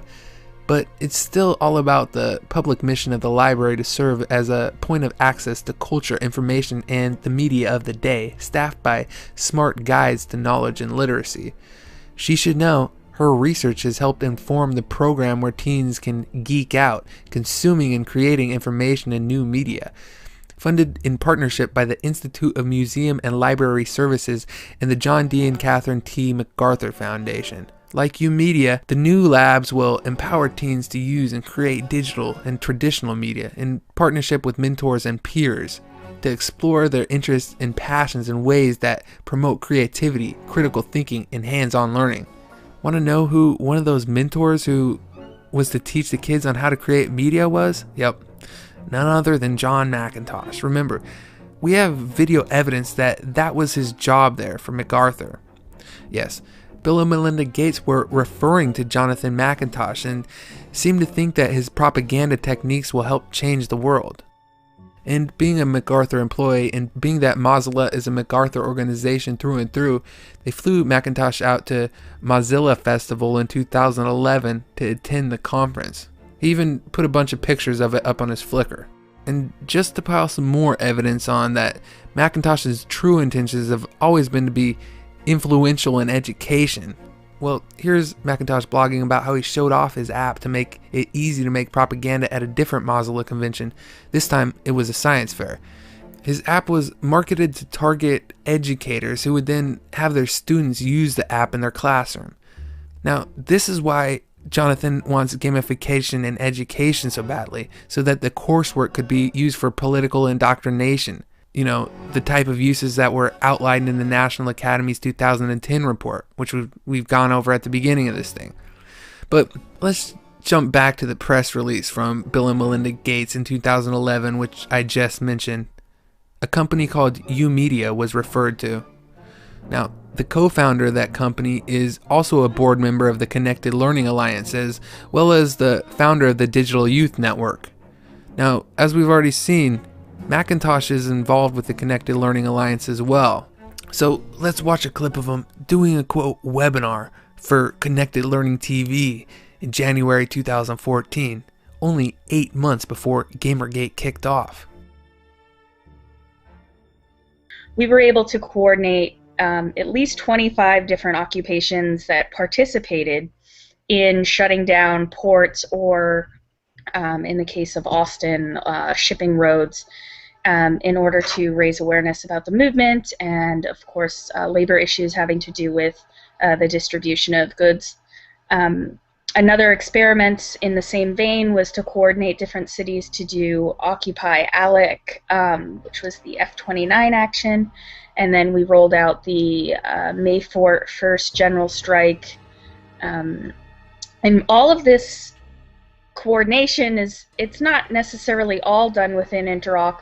Part of it is done outside of Interoccupy with just informal networks, but we sought to just be a place that would collect, like an information clearinghouse, that would collect all the information, have it in one place, and be constantly issuing more and more calls for action as they arose. One of the actions that most people don't associate with Occupy, but definitely got its start through the infrastructure of InterOccupy, was the Million Hoodies for Trayvon. And Million Hoodies is a group that has used the infrastructure provided by InterOccupy to get started, and then has taken that and moved so far beyond anything that we had envisioned. And some of us have been more involved and less involved in that, but it's been... Jonathan, if you answer this question of walking us through an example of how your campaign unfolded, and what did you envision for that campaign, and what happened to it in its digital afterlife? Sure. So, I've been involved in a whole bunch of grassroots activist-style campaigns for the past really 10 or 11 years. But I thought I would talk about one that's more based on the battle of the story in the media. So this is something that I did pretty much on my own to see what impact and what influence I could have on changing a popular story, or a story that was happening in the popular culture. So I thought that might be more useful to talk about, or interesting for people who are listening. So in 2009, there was a very popular movie / book series called Twilight, and I had seen the film, and I had read portions of the book, and I was frustrated with it, and I looked at the media culture around it, and I looked at the blogosphere.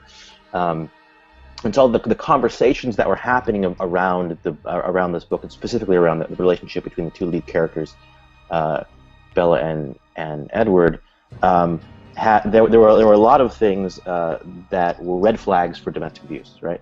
A lot of things that were red flags for framing things that were stalking behavior or abusive behavior as romantic, right? And so that sort of runs through these books. And so what I would see in the blogosphere and on Twitter and everywhere else was all these people saying, isn't it awesome and great the way that this character Edward just treating Bella, and I want something like that in my own life, right? And this is a guy who, in the movie, I was watching the movie, and I couldn't believe it, because he sneaks into her bedroom and he watches her sleep without her consent, and they haven't even met yet, right? And he like forbids her from seeing her friends, and he takes apart her car. He does all these things that are like super red flags. Oh, and by the way, that woman who was sitting next to the moderator on that quote webinar was the same woman, Lissa, who interviewed Mimi Ito for her official podcast, which she since deleted. And here's Johnny tweeting about his appearance there. So we already know that the Connected Learning Alliance is affiliated with Microsoft Research through Dana Boyd, but are they also in direct contact with the Bill and Melinda Gates Foundation? Duh. How do I know that? Well, because they interviewed a Gates Foundation bigwig on one of their podcasts on the Connected Learning Alliance website. Welcome to a conversation powered by Connected Learning, where we chat with some of today's leading minds about new learning approaches. Today, we are really fortunate to have with us Karina Wong. Karina serves as the Deputy Director of Education at the Bill and Melinda Gates Foundation. She leads the College Ready Work portfolio, which is focused on creating the conditions for student success by investing in teachers and improving the work they do. Her investments include efforts to help teachers implement the Common Core in their classrooms, opportunities for teachers to form networks and collaborate virtually in more innovative and intelligent ways. Yes, that sort of touches on the issue of assessment and outcomes. How do we go about making changes in that area?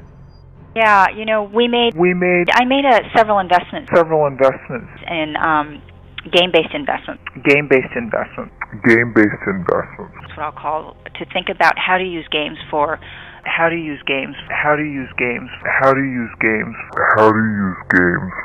learning and for assessment. And I really believe in the power of those kinds of innovations, and the question is, how do we begin to think about them or adopt them in schools? How do we begin to adopt them in schools? How do we begin to adopt them in schools? And how do we begin to recognize or validate what kids actually learn in different ways? And I think that is a really tough question, because I think our current assessment, evaluation, accountability systems are not set up for sort of that V3 way of thinking about proficiency. Maybe this was part of the info which Mimi Ito was trying to stop us from downloading by deleting the CLA's podcast from SoundCloud. Too late. I already got it. Now, we've seen some clips of Macintosh at a 2013 MacArthur panel, which was at the 4th Annual Transmedia Hollywood Forum. But according to a tweet from Mimi, she also placed him on the 2010 panel, which sounds like it was the exact same sort of thing. So Macintosh retweets that, but what's interesting is we can also see Macintosh tweeting support of Mimi Ito's work with YOUmedia. And he even links to an article Mimi Ito wrote for the Huffington Post about it, titled, "When Youth Own the Public Education Agenda." Get real. Gates owns the public education agenda at this point. Notable excerpts include, "If we think of the mission of public education as providing learning opportunities to all young people and not only about supporting public schools, YOUmedia represents some of the best of what public education has to offer in the 21st century. The Obama administration has recognized this, and the Institute of Museum and Library Services recently announced that they would work with the MacArthur Foundation in scaling the YOUmedia effort to 30 more libraries across the country." So there you go. Apparently Obama has his hand in this as well. But let's go back to Mimi's tweet from 2010 talking about how Jonathan McIntosh was their media curator for an event. Well, I also found a tweet by Mimi saying that she's the one who organized that event. And then we found an interview of McIntosh by some MIT guy who just happens to work with Ito's brother about the event. And then we have Macintosh talking about the interview on his own personal website as well. And, you know, Mimi retweets the interview, showing her never-ending support for Macintosh. I mean, John, Dana, Mimi, I know you're all watching this. I have one question for you. How dumb do you really think that we are? Did you actually think that nobody would expose you?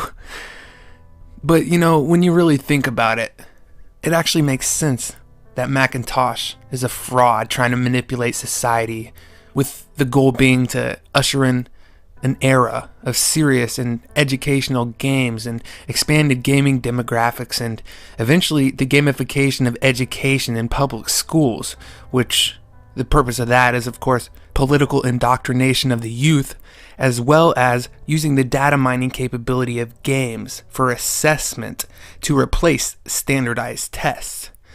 But yeah, it makes sense that he's a fraud, because the term that he refers to himself as, a cultural hacker, well, that's just a pretty way of saying subversive propagandist. And when you look at some of his blog posts, he actually admits that he's subversive, but being a propaganda artist, he has to propagandize his very own term for it. And the political remixes that he gained notoriety for were the former main outlet for his propaganda. But of course now, Feminist Frequency is. So it should be no surprise that he was on board with the plan to use Feminist Frequency as a platform to manifest industry reform, whether he actually believes the rhetoric that he espouses or not. For him, Feminist Frequency was just a tool, along with all the mindless social justice warriors who were eager to listen and believe. Now, let's go back to that Connected Learning Alliance website for a second. It lists one of their partners as being the National Writing Project, and we actually heard Mimi Ito say that in her interview. Something that the National Writing Project, for example, one of our partners has been advocating for, which of course was deleted. The National Writing Project is directly funded by the Bill and Melinda Gates Foundation, and they've received about $4 million in grants from the foundation since 2010, $3.5 million of which was explicitly meant to promote Common Core. And guess who else is a partner of the MacArthur Foundation?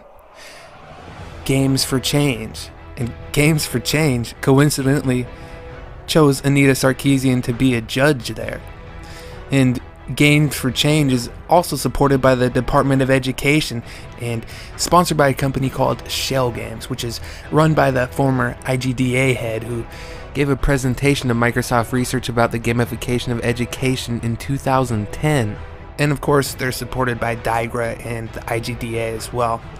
Is it all starting to make sense now? What's really going on? Here's the DML Research Hub, which of course Ito is in charge of, tweeting support for Games for Change. The DML Research Hub and Carnegie Mellon is listed as a major financial supporter plus a content provider. And Carnegie Mellon has worked directly with Ben Sawyer in the past, which was the creator of the Microsoft-backed Serious Games initiative. And he wrote a book about serious games in 2004. But want to see something really funny? We have Anna Everett, which is an employee of the MacArthur Foundation, giving an interview talking about Anita Sarkeesian in July 2014. But it turns out that Anna Everett was actually the editor of Mimi Ito's 2006 book on learning race and digital media, which I talked about previously. But want to see something really crazy though? Well, the DML Hub runs something called the DML Hub Competition, the director of which is David Theo Goldberg, who's also the executive director of the DML Hub itself, where Mimi Ito serves as the chair and is the director of the research arm. Well, they specifically speak about Anita Sarkeesian, and they also espouse total lies against Gamergate. I mean, I can't even believe the things that they say. It reads, Anita Sarkeesian recently observed, online harassment, especially gendered online harassment, is an epidemic. Women are being driven out. They're being driven offline. This isn't just in gaming. This is happening across the board online, especially with women who participate in or work in male-dominated industries. Sarkeesian is one of many women who have been publicly harassed and threatened for feminist and anti-racist work. In addition to impacting women and girls in gaming, effects of the so-called Gamergate phenomenon have spread to those who support women and girls in connected environments. By seeding this space with existing best practices, we will immediately redress the difficulty in sourcing information about combating online harassment. By creating a living space that accepts contributions, we will be able to better keep up with the speed of digital culture in which new forms of risk and harassment emerge with frightening speed. The proposal content reads, diversity, civility, and inclusivity. While Gamergate has illuminated the long-standing violence against women in gaming, the phenomenon is hardly limited to gamer culture. According to a recent Pew study, 1 in 4 women have experienced online stalking or sexual harassment. Labeled as social justice warriors, prominent journalists and bloggers have been harassed and threatened for writing about economic inequality, education, and racism in popular culture. The culture of fear that is being created impacts not just journalists, but more perniciously, young women and men who are developing their habits and protocols for online life. From advanced professionals to adolescents, feminists and women are at risk. Much of this violence has been perpetuated online, but threats like these can move into offline, real life. What? I can't even read this with a straight face. Much of this violence has been perpetuated online. Mimi, do you understand that words actually have meanings, they have definitions, and you can't just change them willy-nilly? Although I do realize that propaganda artists like you make a habit out of perverting the English language to push your agendas, but let me just continue reading this libellous garbage. In October, Sarkeesian canceled a talk at Utah State University after receiving a massacre threat inspired by the 1989 Mark Lapine murder of 14 women. Many people, including women of color and trans people, have experienced threats, harassment, and distribution of their location and contact information by people hoping to silence their voices. These violations of privacy and personal safety can morph into physical violence. Our project will develop critical resources to establish and report resilient communities that can limit harm preemptively and respond to harassment effectually when necessary. Resilience is critical to ensuring that digital spaces are available to all. If we are to stop the flight of women from connected work, education, and entertainment, then we must put into place the means to combat out-of-control harassment. Okay, yeah, it's probably just a coincidence, though, that you see Randwell, Harpoon, and Zoe Quinn both coming up with their own anti-harassment organizations. Yeah, probably has nothing to do with this DML Hub contest, which was hosted by Mimi Ito's organization. Yeah. But let's get back to this. I still can't get over the fact that these perverts of the English language now consider tweeting actual violence. Okay, but just for the record, there has never been any violence committed by Gamergate in any fashion. But like I said, these guys make a habit of perverting and distorting the English language. These are the same sick bastards who think racism against white people is impossible. They call it reverse racism, and they say it doesn't exist.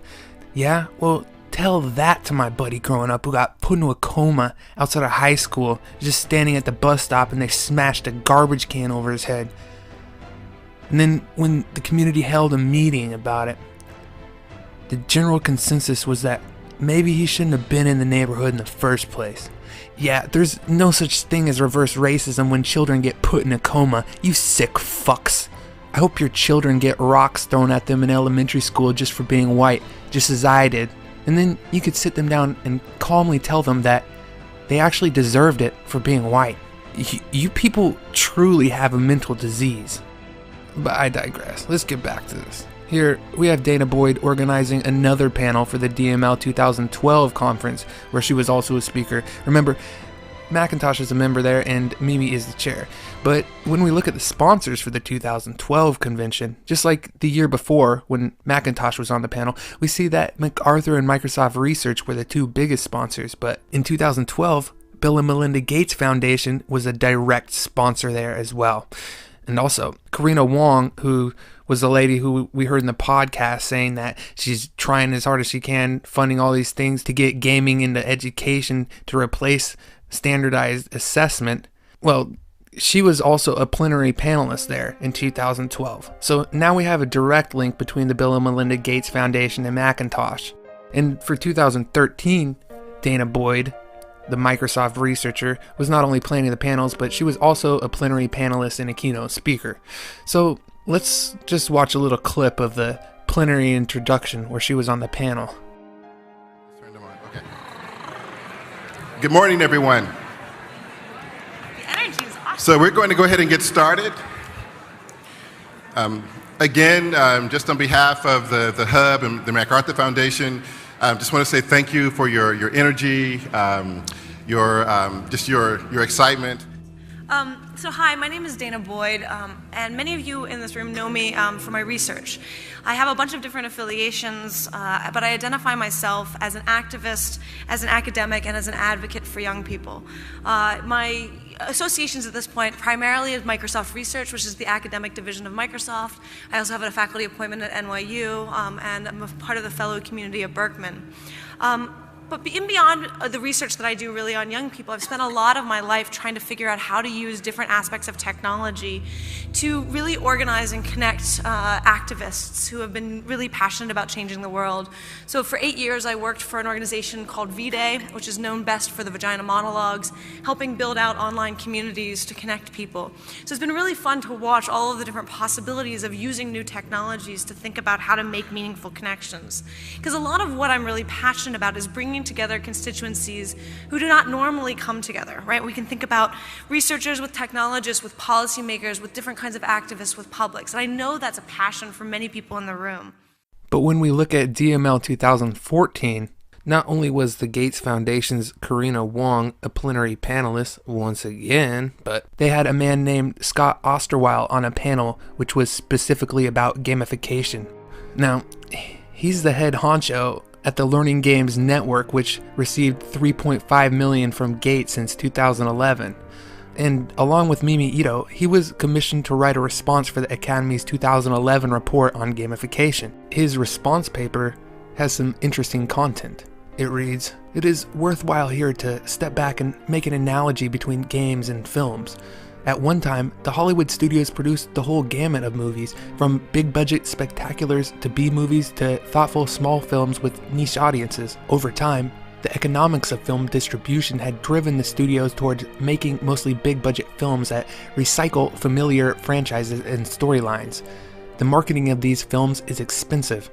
The goal is to make the opening weekend an event on thousands of screens nationwide, enabling the studio to break even quickly, regardless of the film's actual quality. The strategy is high risk, high reward.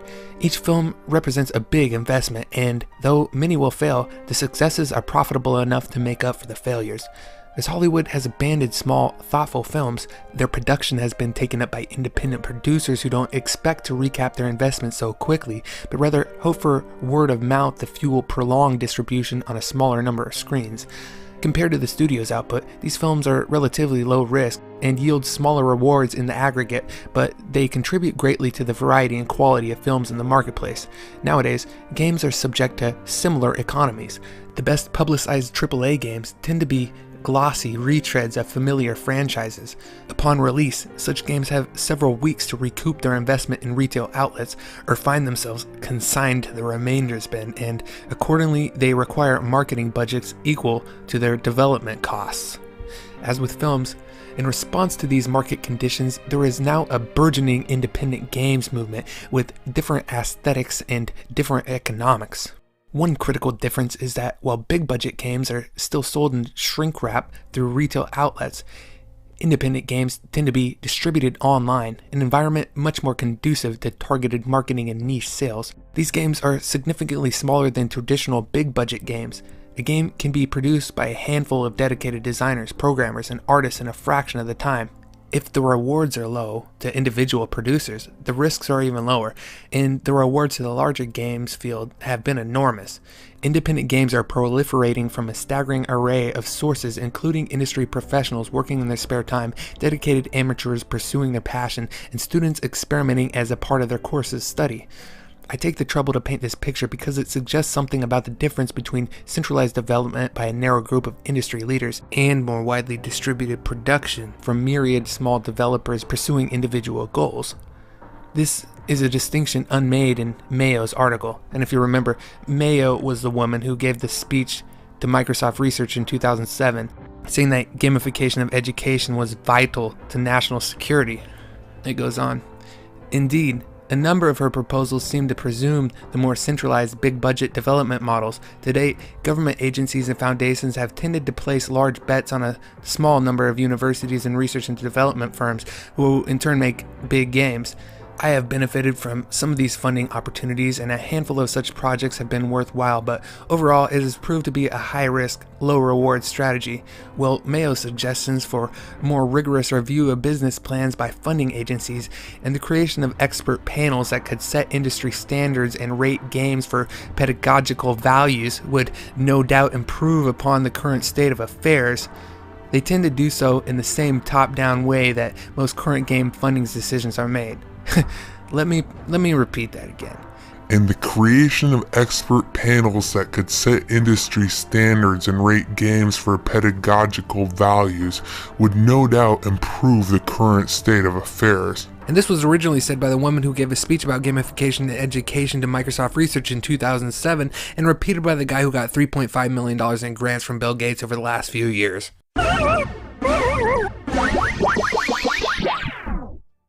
And this is why we've seen that all of the indie game contests are rigged, and why you see them putting people like Anita Sarkeesian on the list of judges.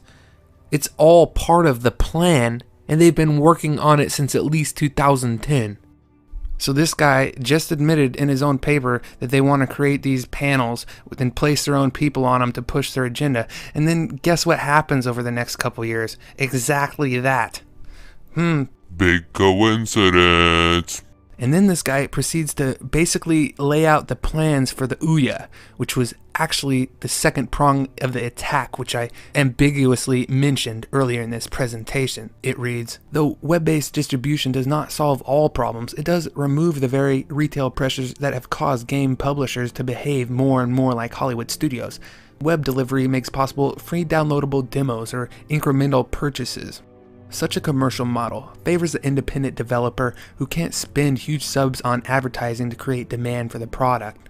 Then he goes on to say, parties interested in this conversation, government agencies, foundations, universities, and not-for-profits might find it useful to put more of their efforts into helping create the market conditions that would enable such developments in the learning game space. These efforts can include 1. Funding platforms that would function like the iPhone applet store for streaming games. Such platforms would not only house games, but teacher materials as well. They would also host social networks of teachers sharing their practices with each other. 2. Develop microfunding schemes that would provide incentives for small-scale independent developers to undertake learning games while not committing large amounts to any one game or initiative. 3. Help independent developers connect with learning specialists to facilitate the creation of good teacher materials keyed to games. 4. Providing funds to help market promising games that have been developed independently. 5. Continue to support research that demonstrates the effectiveness of game-based learning and helps define emerging best practices. This is an approach that favors experimentation and innovation. As such, it is much more in alignment with a diverse, bottom-up way that changes come to interactive media since the rise of the web. So he listed 5 things that they need to do to spur a new indie game, educational games industry, and just so happens that all 5 of these things were checked off over the next few years. Let me explain. His first step was making an app store for educational games. Well, that was solved by the Ouya. And for step 2, wherein it talked about microfunding specific indie games, well, they just ended up using Kickstarter, and that way they didn't have to fund it themselves, but they could just have journalists pimp the Kickstarters for games that they wanted to succeed, and usually they would get enough money to proceed. For step 3, he talks about helping independent developers connect with learning specialists. That's what the Connected Learning Alliance is. 4, he says, providing funds to help market promising games that have been developed independently. Well, I don't know if actual money changed hands in this instance, but this is why you saw non-stop shilling of some certain indie games. This is exactly what they're trying to do to promote what they saw as promising indie games, but they just did it so blatantly and non-stop that it was just this, like, slapping us in the face. And for step 5, it says continue to support research. Well, of course, that's where you get the MacArthur Foundation's Digital Learning, the Diagra. I mean, there's a million of those organizations, and they're all getting a lot of funding right now. So, as we've seen all 5 of these checked off, and journalists playing an integral role in 2 of those 5, starting to seem like journalists might actually be complicit in this, unless they're just given marching orders. Big coincidence. Oh, and there was another guy who gave a presentation to the 2011 Academies Committee. His name is Alex Chisholm, and he works for the Learning Games Network. Learning Games Network received a lot of money in grants from Bill and Melinda Gates. Now, let's go back to that clip from the 2014 DML conference. Especially for those 3 people who are online watching this on web stream. Welcome to Playing for Keeps. Gameful design for real-world action and social change. My name is Gene Koo. I am an independent consultant who works with organizations on using video games for advancing their social mission. My name is Scott Osterwald. I'm the creative director of the MIT Education Arcade and of our not-for-profit spin-off, the Learning Games Network. I've made a lot of games over about 20 years. And I hew to a fairly conservative view of games. I sort of go with Eric Zimmerman and Katie Salen. You know, games are a pretty formal thing with a set of goals, clear rules, and kinds of feedback that give you measures of your own success within that game. Having said that I think when you call something a game, it better be a game, I also think that learning happens in ways that are not, games are only a part of the learning that happens. And so I'm also interested in, the fact that I've given that definition of games doesn't mean that I'm not interested in other things that are close to or similar to games, but not games. So there's There's reasons to call the game a game, but there's also reasons to look at things that aren't games. And Eric, can I assume that you came up with this panel? I did come up with this Okay, panel. so maybe when you introduce yourself, you can also tell us what you mean by gameful.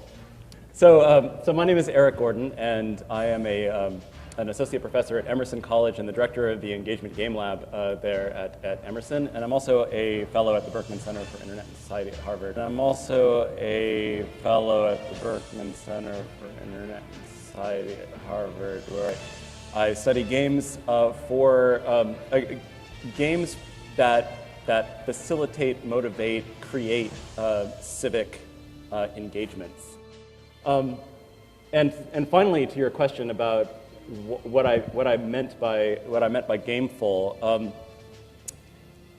you know, it's a word that is certainly I didn't make up. It's a word that's been used by all sorts of people, including Jane McGonigal, to talk about a particular approach to the design of playful experiences, essentially.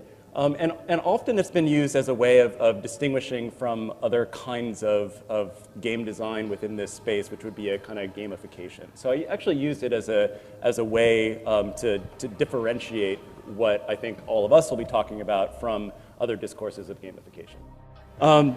So all of us here on the panel, I don't want to speak for everybody exactly, but I will say that the commonality is that we're designing games for some sort of purpose, whether that's learning, capacity building, or civic action. There's some purpose outside of the system of the game that we're trying to achieve.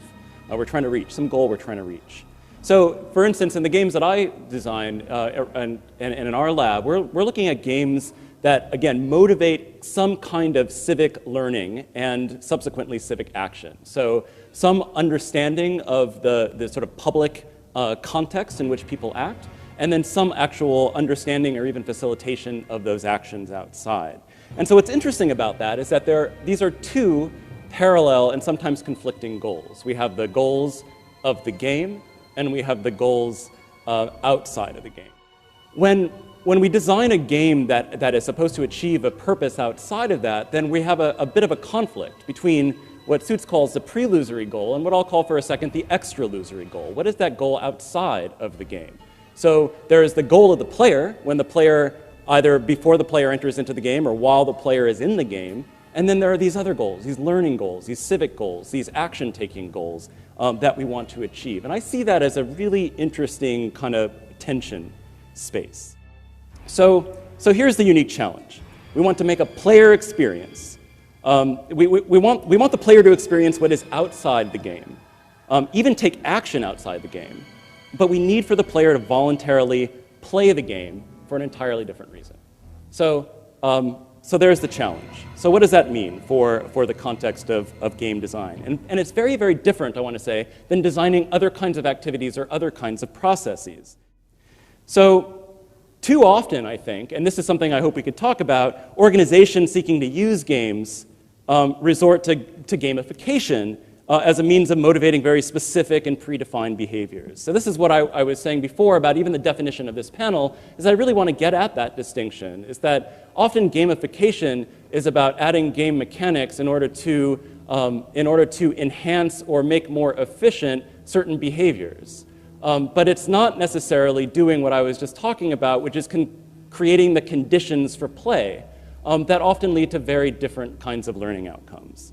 But this game was a game that we launched, or about to launch rather, in the Republic of Moldova, which is a small country next to Ukraine. And the game is about, we were asked to do this game in partnership with the United Nations Development Program, specifically to get at the policy issue of youth unemployment. So we're about to launch this game that is geared towards youth across within the country of Moldova. We started the game process by facilitating a 2-day workshop with youth leaders from throughout the country that came together to actually think about what it means to play with these very serious ideas, but then ultimately to create content that went into the game. Some of the questions I have about a process like this is to what extent, now you think about this is the game that is being sponsored by the UN where people will hear about this from that entity. So the entity essentially of the UN will market this to people as a thing to play. And the question I have is, to what extent is trust a background to play in something like this, where what people do in the game is actually going to affect policy? Will the lack of trust in the extra-lusory outcomes, basically, determine willingness to play? So there is absolutely no trust in government. And that's very similar to, well, I would say it's similar but very different to the context in the United States, and we could talk a bit more about that if we have time. So again, the game is sponsored, in this case, by the UN and not the government, and it was a very explicit decision to not have the government on it at all because of that level of mistrust.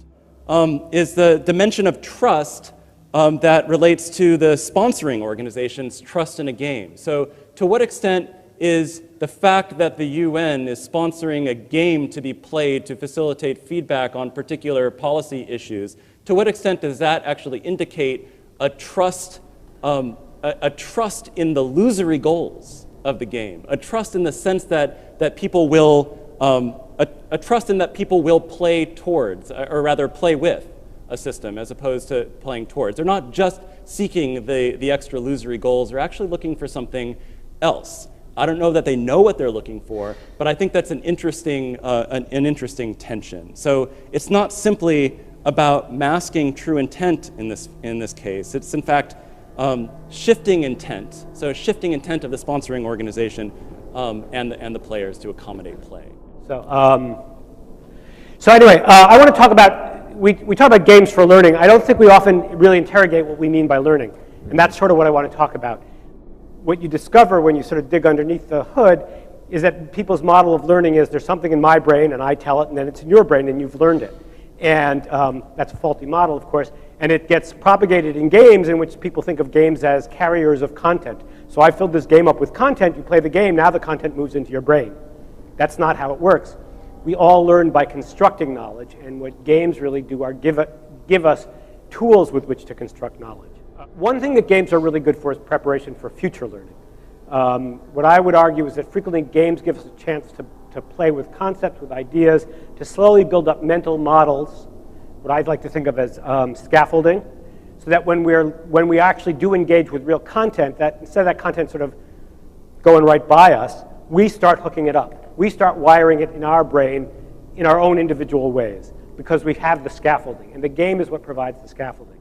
Our goal there was the same efficacy goal, was to improve, get their sense that the kinds of things that they do as game players also is what scientists do, to change their sort of identity with science, to get them to realize that they could be scientists. And we did see that result. We did see that result.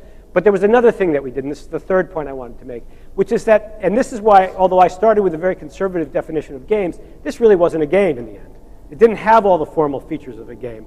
It had a really engrossing narrative, and they projected themselves into that narrative. And so, so it seems to me that the third thing that games and game-like things can do, and as I said, I don't think things have to all be games, is really invite a kind of imaginative projection into a space to change people's imagination about what's possible. And in that process, to change their sense of what action is possible. And so I think that particularly when we're talking about games for social good, getting people to imagine that there are solutions, to actually maybe use, and this is really coming back to what I think both of you are doing, is to imaginatively project themselves into a problem-solving space. And then those are totally illusory goals, but of course then, like Eric, I have the hope that they become extra illusory goals. There's plenty of research that shows that on sort of the relatively standard measures of learning, that game-like learning can work. I mean, there's a growing body of evidence. I'm hoping we're going to be adding to that body of evidence. But as I said, you can only have that if you're having a productive conversation about learning in general, not just about schools as an institution that produce test scores. Well, I suppose it's about how you understand the problem to be solved. So, Right. what you're saying is that these large agencies have units within them who have intractable problems, and they come to you and they say, "I've got this problem, I need it solved." And the games that you design are very good at solving that. I think in the case of teachers, often it's the problem is, maybe the problem is test scores. Maybe the problem is, and if that's the problem, then the solution that gets designed is not necessarily the game that you want to make. And so I guess the issue is then, can games actually reframe the problem instead of just arriving at solutions more efficiently? No, it happens all the time, and in fact, I think that this question of the authenticity and the legitimacy of play is really what it comes to. And I think one of the design principles that we use in the design of many of our games is a kind of intergenerational component, that when games are only for kids, then play becomes only for kids. And the outcomes of that play then are delegitimized in the eyes of adults because it's simply play. And so I'm really interested in that intergenerational piece, because what it does, and we've done some research about this specifically, but what it does is that it generates a kind of authenticity going both ways. So the youth often see it as authentic, but with the presence of adults within an online system lends a sense of legitimacy to the process for those youth. And likewise, the sense of presence of the youth for the adults lends a sense of hope, actually, as it turns out. And so what's interesting is that when you have those two pieces together, you're actually deflating some of those criticisms of it being only play. So that's one answer. And then the other answer is in dealing with governments and organizations that I deal with a lot. There's often a resistance to that.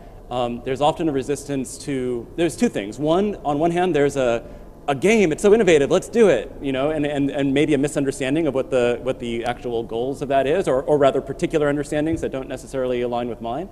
And then on the other hand, there's that disbelief or that mistrust that somehow a game can be fun and not frivolous, and that we're going to delegitimize a process by making it a game.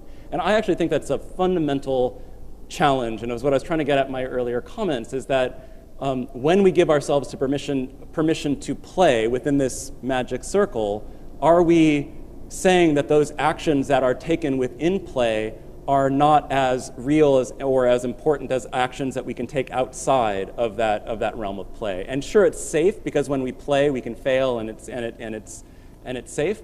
But at the same time, what I'm really interested in is sort of moving the meter a little bit, so that those acts of play can generate a new form of legitimacy, essentially. That in fact people say, like, oh yeah, people are playing, and in fact we're getting better answers because people are doing it within the context of play.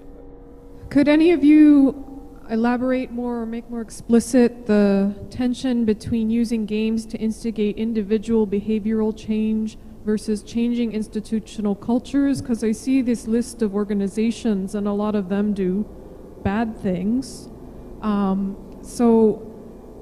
And yet most of the examples put the impetus for change on the communities. So the example of the payday loan game, don't use payday loan, don't use credit cards. Well, how does that then transform into shut those things down through gaming?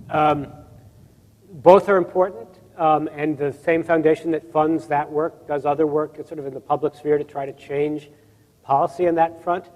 But let me shift it to schooling, for example.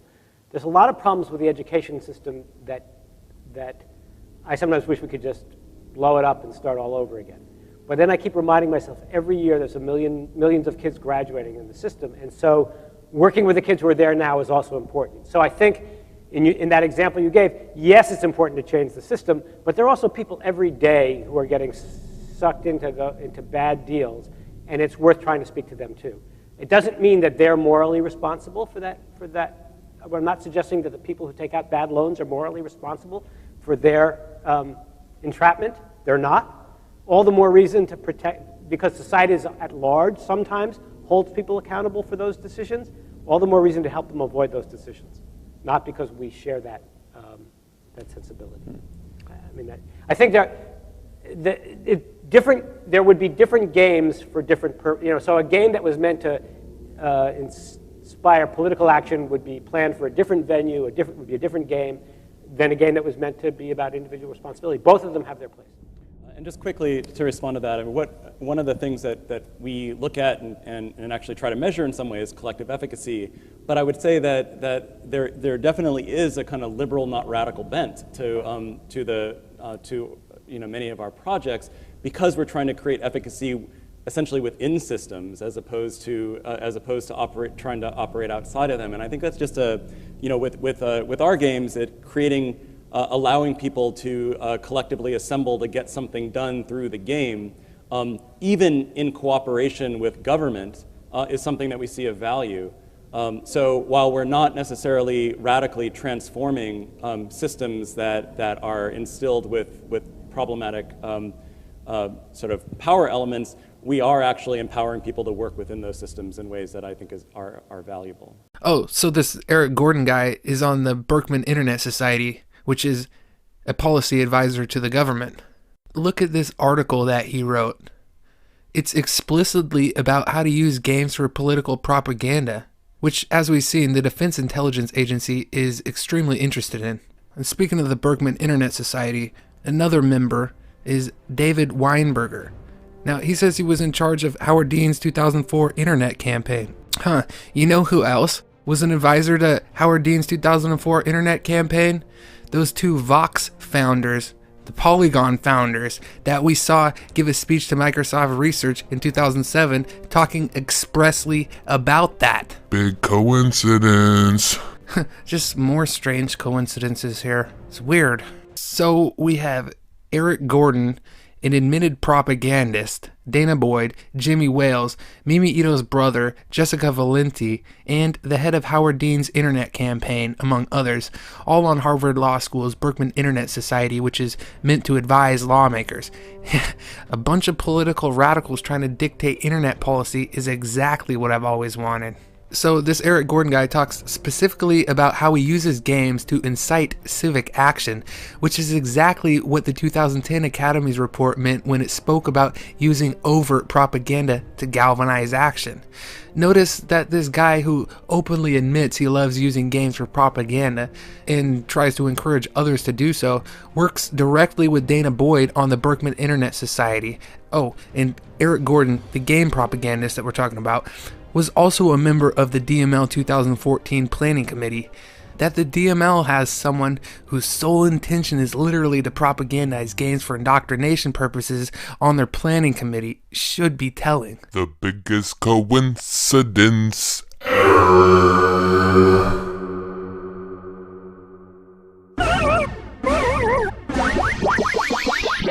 And when we look into it, it turns that Eric Gordon was actually the one who planned the whole gamification event for DML 2012. He was literally the chair of the track. It seems like a propagandist is taking charge of the games division at DML. Nice. You know, the only thing that's surprising about that is that they're so open about it. But now let's switch tracks and have a good laugh. Let's look at this article on Haztech, where a games scholar is furiously asking why none of the academics involved in games research want to talk about Gamergate. It reads, "The first thing I wanted to deal with in the commentaries was Gamergate. It seemed at the time like most of game studies is tragically avoiding engaging with Gamergate, either by writing the whole thing off as silly and not worth talking about, or by saying that these issues are outside of the domain of game studies. I am not personally on the game studies listserv, but one of my friends told me that Gamergate wasn't even brought up until just this week. This makes me so incredibly angry. What good are game studies academics if we can't stand up for, defend, or at the very, very least, discuss the safety of those doing game studies and those making games as a profession? Anita Sarkeesian is a game scholar no different than us, other than her incredible fame and tangible effect on the world that most of us could never strive to reach. So why aren't other game scholars standing up for her? Okay, first of all, Anita Sarkeesian is not a scholar by any stretch of the imagination. She just stands up there and makes unfounded claims for the purpose of propaganda that's not backed up by any research and is actually directly refuted by Macintosh's own boss, but ignoring that. The real reason why you don't see game scholars talking about it is because they don't want to draw attention back on themselves and get caught, which ended up happening anyway. This poor sap that wrote the article was just out of the loop. Want to see something else funny? on Anita Sarkeesian's own wiki, it actually references a MacArthur Spotlight article about Anita's harassment as proof that it happened. Notice in the article that there's no disclosure at all that the writer and producer for Anita's nonprofit is actually an employee of MacArthur. But see, that was before Gamergate broke out. Once Gamergate broke out, you didn't see MacArthur Foundation talking about Gamergate at all. Well, you saw the DML Hub's competition, but that was an internal thing. So the MacArthur News Wing had written about Sarkeesian a couple times before Gamergate broke out, but then they shut up once it did because they didn't want to get caught. But let's get back to the MacArthur Foundation and the relationship with Bill Gates. We've already seen that the Gates Foundation head of education, Karina Wong, was a plenary speaker at the MacArthur Foundation's DML conference in 2012. And we also know that the Gates Foundation directly sponsored the event in 2012, but the relationship goes far deeper than that. See, Wong was also a plenary panel member in 2014. So let's watch a clip of her speech. And I just want to take a second to acknowledge people.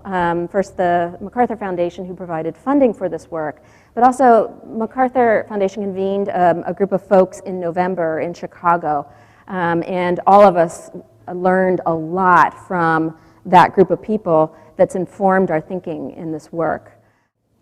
And the last thing I want to say is that there is a paper from which this is drawn that is very long and very detailed. And if you'd like a copy of that, just send me an email and I'm happy to share it with you. And then I said, oh yeah, I'm going to this conference tomorrow. You know, it's something, I was kind of explaining it kind of slowly, like something around digital media and learning. And she said, oh, DML, the Learning Labs? I'm going to be on a panel tomorrow morning. And my mouth dropped and I thought, oh my gosh, I'm just the breakout room. My niece is taking center stage here. My husband works in political communications and he always talks about like, you're below the fold, honey. So I feel like I'm a little below the fold here and it's quite a privilege. If you have any doubt that the young people today are gonna take over the world, do you want to put that back in? They are certainly gonna take over the world. And I also want to thank my friend Karina. This conference is about connecting practices, and I was on a panel yesterday and talked a little bit about in building networks and in connecting practices, how incredibly important it is to build trust, and how incredibly important in building that trust that then enables having productive friction, because it's really when you're having that productive friction that new ideas and innovation can happen. And as you can imagine, there's often productive friction in conversations between MacArthur and Gates. And Karina and I have really built, I think, a lot of trust and had a ton of wonderful conversations. And I think we have to be building bridges between our separate and different, but sometimes overlapping communities. And Karina took a red eye just to be here for today's conference. And I just really want to thank you for participating in our community, for being here, and being willing to withstand my productive friction. I really appreciate it. If we have a certain platform and a visibility that maybe not everybody has, but a lot of the things that we are celebrating and promoting as connected learning, or the kinds of youth practices that I've found, are not things that I've created or designed, but things that I've discovered by listening attentively to what young people are doing. And so in sort of trying to reconcile that with the idea of spreading our innovations, which is often the frame that we put on this, there's something that's not quite clicking for me there, and is a very practical struggle as we move into the next phase of work on how we think about it. So the question I want to put forward is, what if we, so Cynthia has these arrows going in this direction, then there's these green contexts, right? So what if we rethink our goal as not spreading our innovations, but of changing context so that people can take up the innovations that are already there? Because there is sort of, and this is a belief system, it's not something that I've researched, but I kind of believe that if people had the ability and the context that would enable them to take up innovative practices in relation to new technology, that they would do it, that maybe it's the context that are inhibiting the uptake and not our need to message and push and professionally develop and all the things that we tend to think of in our spread and scale strategies. And I think the reality is that it's both things have to happen. But I kind of want to put it on the table to see if people have done thinking about that, if that's sort of a, again, this division of labor, a set of interlinked alliances that we can think of that are equally important in how we consider what spread actually means. Mimi, can I just ask you a quick question since you're standing there? Because part of what I was thinking about as Cynthia was presenting was also that I've been thinking about it not so much as spread and scale, but how do we make sure that everybody participates? Mm-hmm. And what does that look like? And I don't know if that is akin to what if I'm on the same page as you are, or if you're thinking about something slightly different.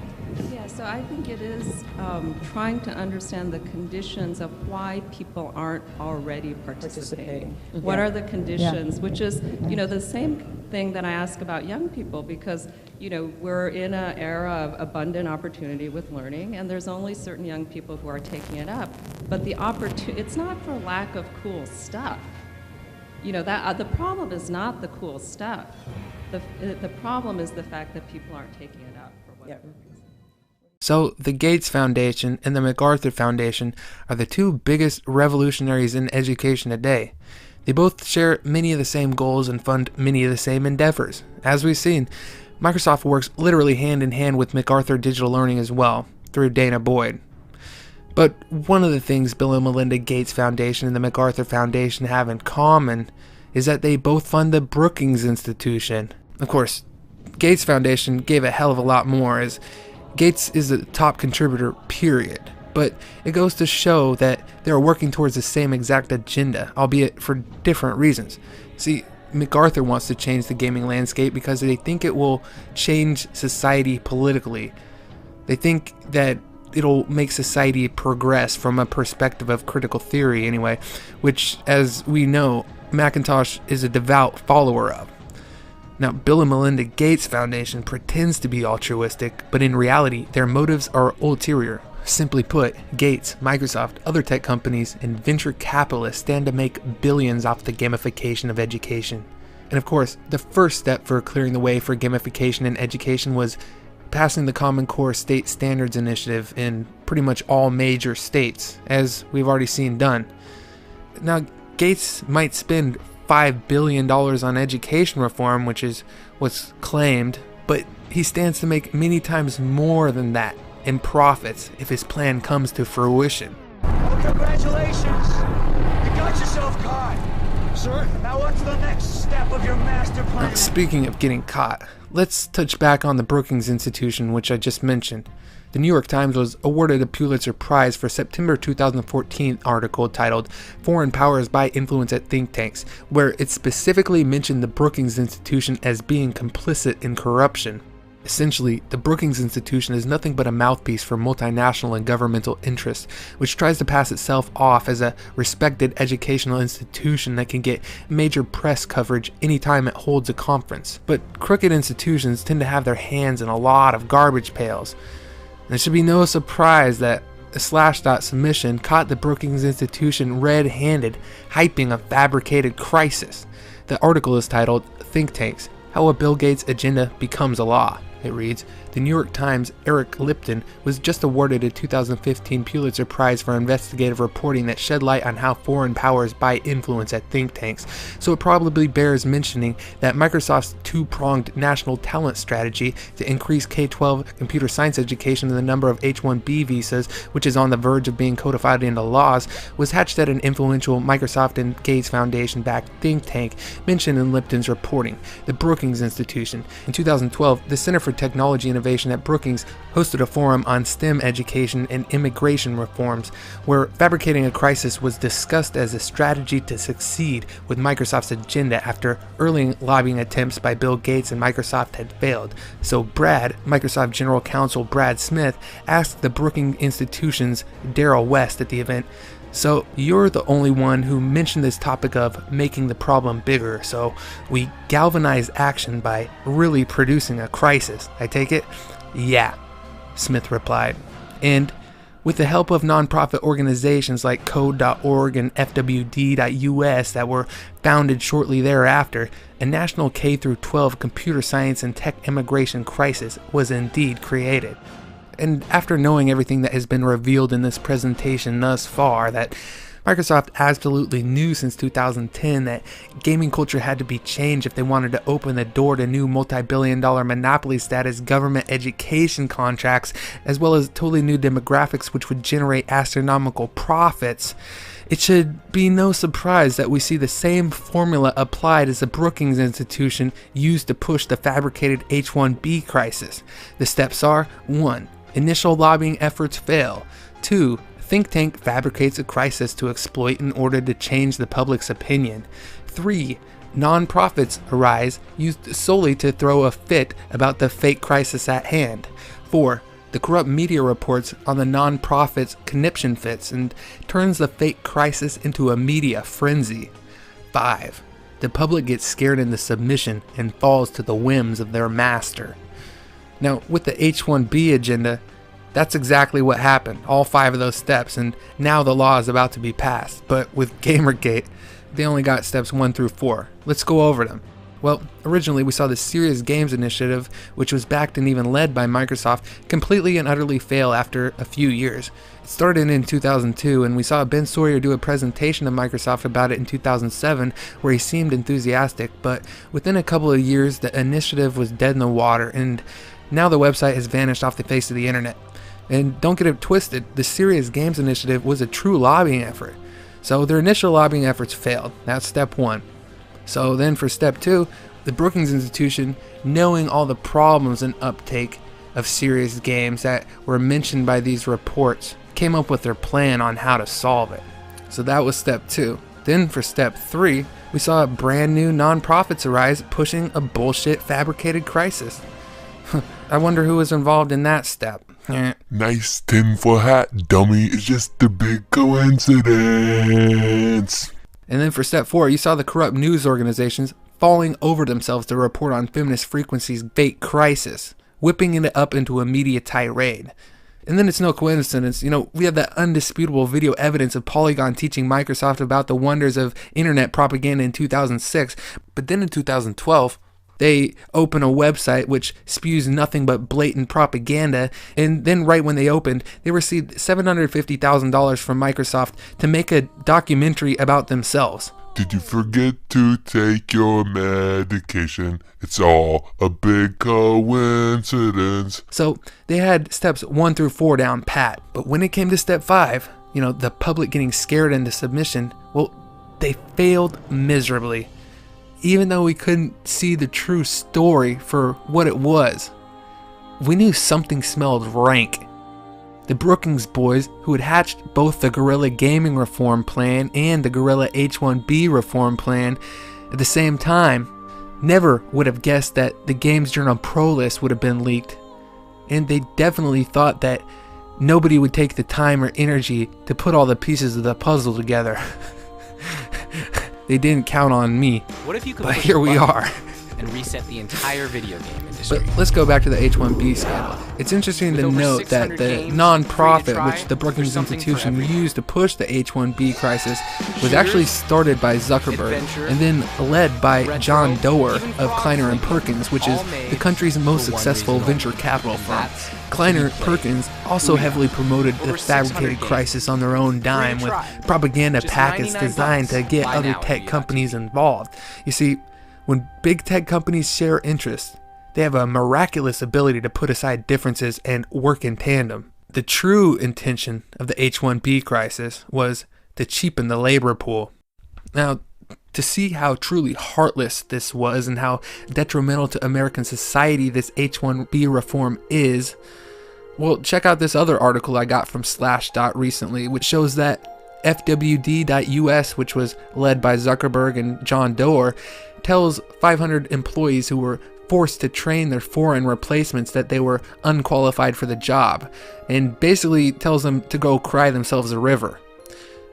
Okay, answer me this, guys. If they were unqualified, then why did you have them train the new employees? Wrecked. We know it's actually all about tech companies getting cheap labor, foreign labor, and the increased price of $10,000 to import someone is nothing but a drop in the bucket compared to what the tech companies can save. So it's no coincidence that we also see John Doerr trying to spur a tech revolution in education in the guise of philanthropy. Of course, his true intentions are to make billions of dollars for him and his buddies as they get in on the ground floor of the new revolution. This is why John Doerr had his wife give a massive donation to the Khan Academy at a time when they were pretty much living off of scraps. Lo and behold, soon after Anne got Khan Academy off the ground, she introduced Khan to Gates personally. And guess who then took over as the biggest contributor? Yeah, so both Doerr and Microsoft stand to make insane amounts of money if more universities switch to a MOOC interface. Like always, it's all about the Benjamins. Here's a little clip from a Kleiner and Perkins podcast about the future of education technology.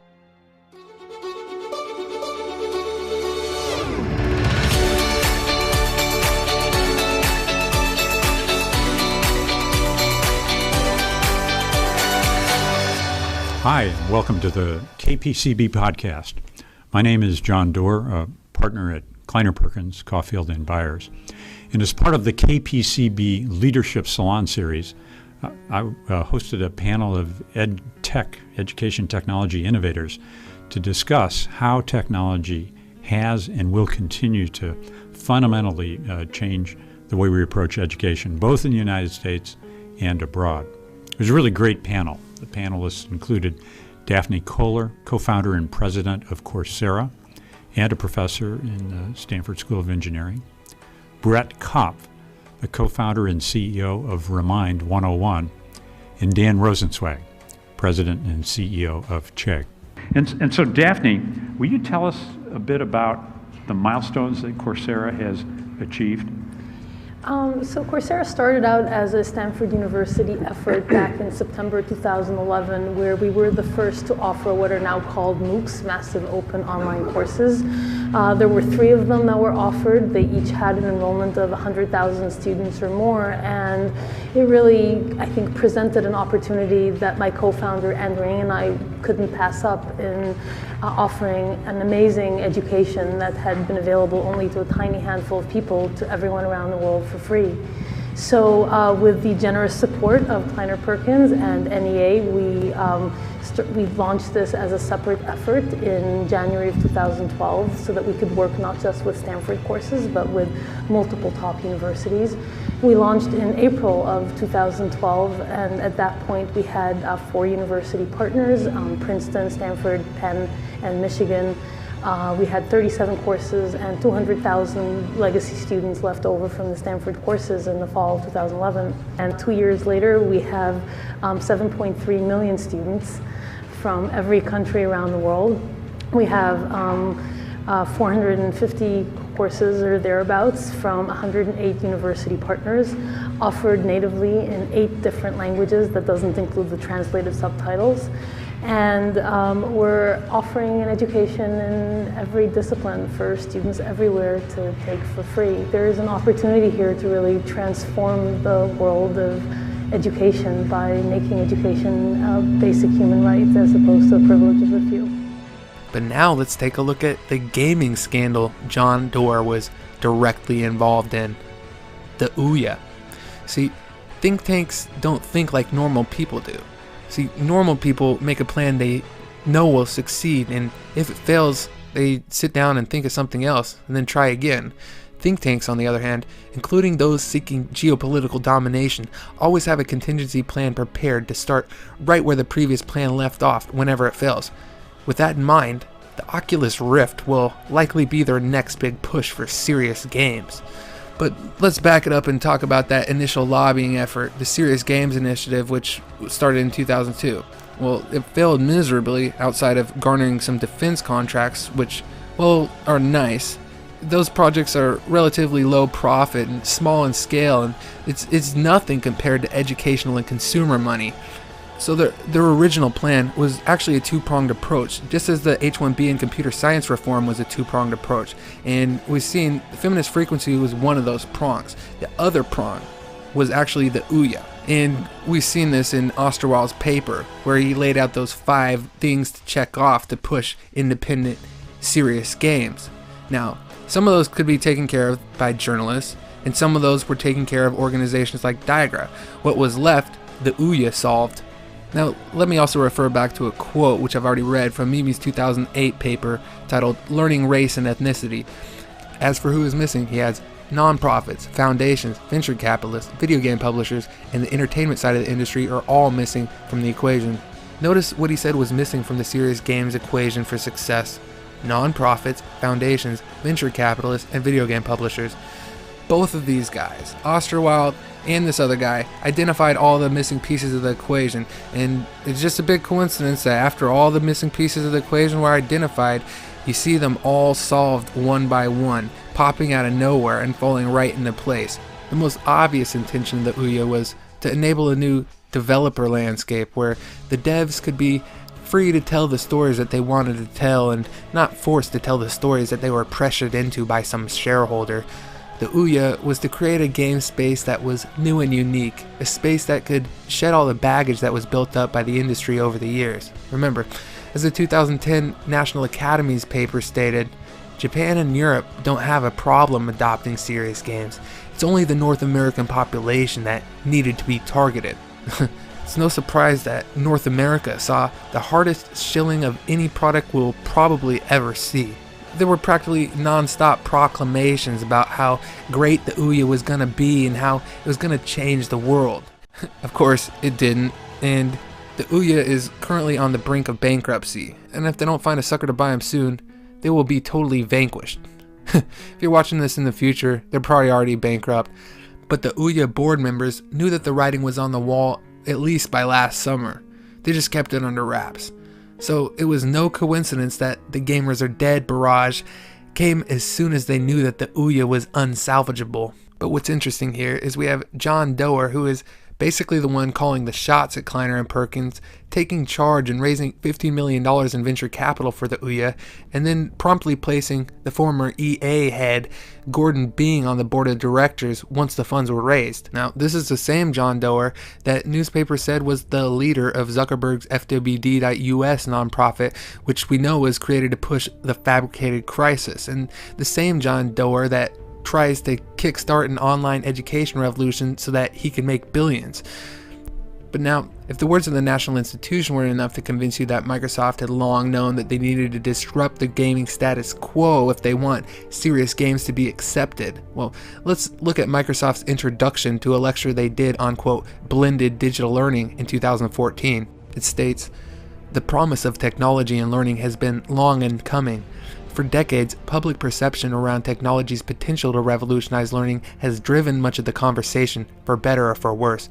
However, Microsoft is helping to accelerate this transformation with research-driven tools that will increase access, efficiency, and knowledge around how to best deliver education services."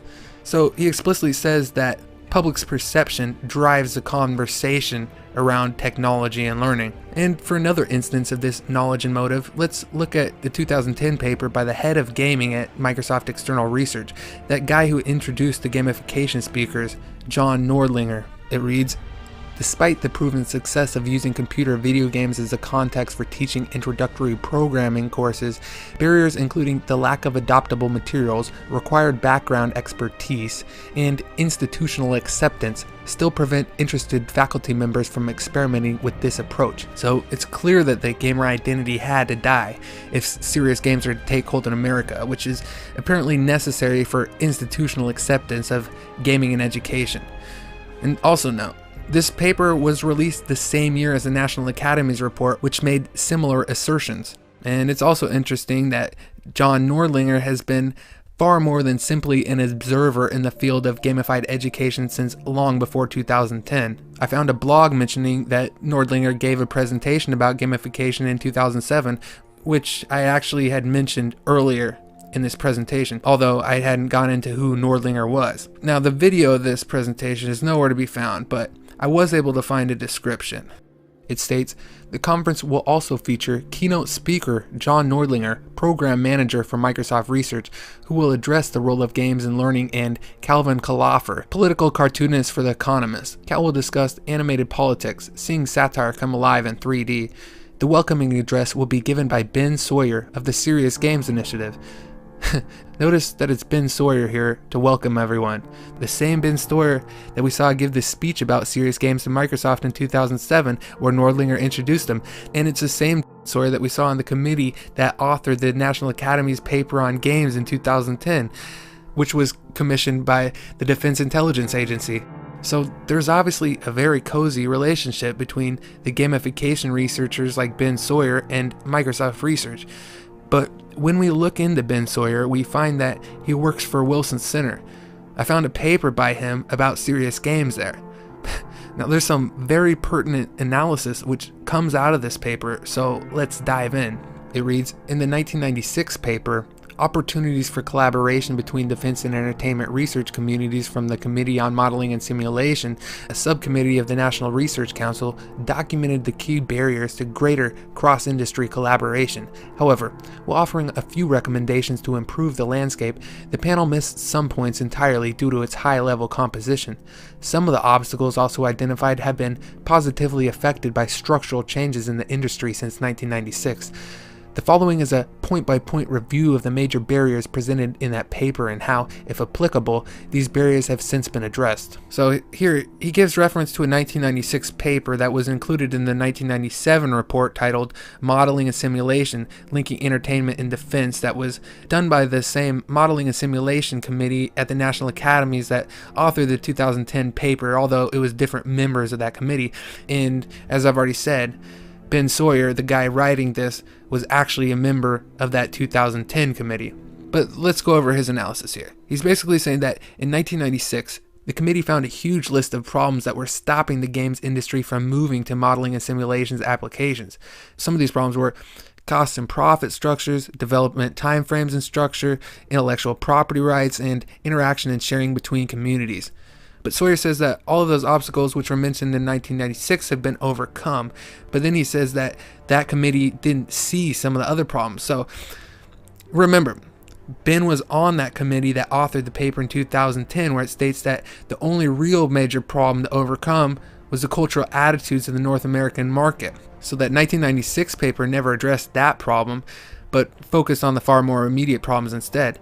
And it seems like that National Academy's committee agreed with Ben, because the only real obstacle they saw in uptake was the cultural attitudes of the North American market. So us gamers were all that was standing in their way. Now do you see why they had to kill us? And as one final reminder, 2010 was the year of the report, the year Kyle Orland's wife interned at Microsoft Research, and the year Kyle Orland founded the Games Journal Pro List. Go back to pull, you stupid poopy conspiracy head. And also remember, it has already been proven that Mr. Sawyer and Microsoft External Research have worked together very closely since at least 2007. So there really should be no doubt at this point that killing gamers was a coordinated assassination attempt.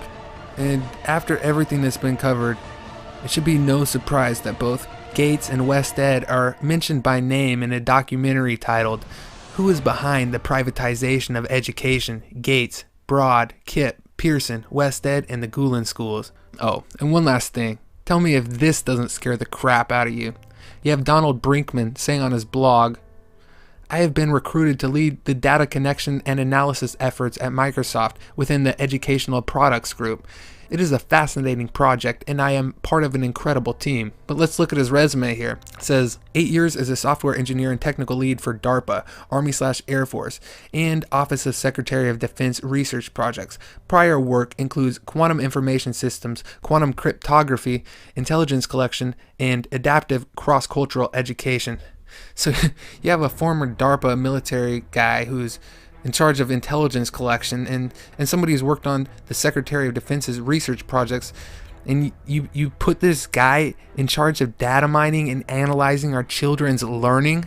Back in that 2010 Academies paper, they listed the uses of serious games like this: A possible classification for the types of non-entertainment outputs and effects from games might break down as follows: learning and skills, biological and physiological health, psychological and behavioral health, communication and organizational behavior, productivity, and advocacy and propaganda. Now, which one of those do you think a spook like Donald Brinkman is interested in? And that report made it painfully clear that games are the perfect carrier for indoctrination, subversion, or even overt propaganda.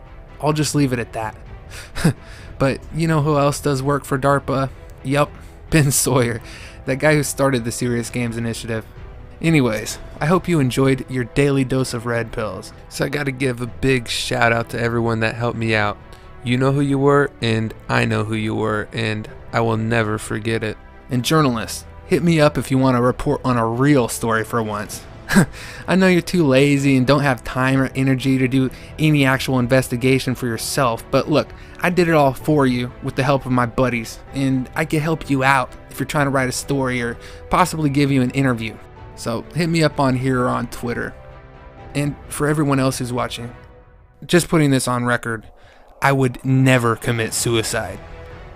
So there's more to come, more info, more analysis, more connections, more globalist slang, and more Orland Assert. Orland Assert. Orland Assert.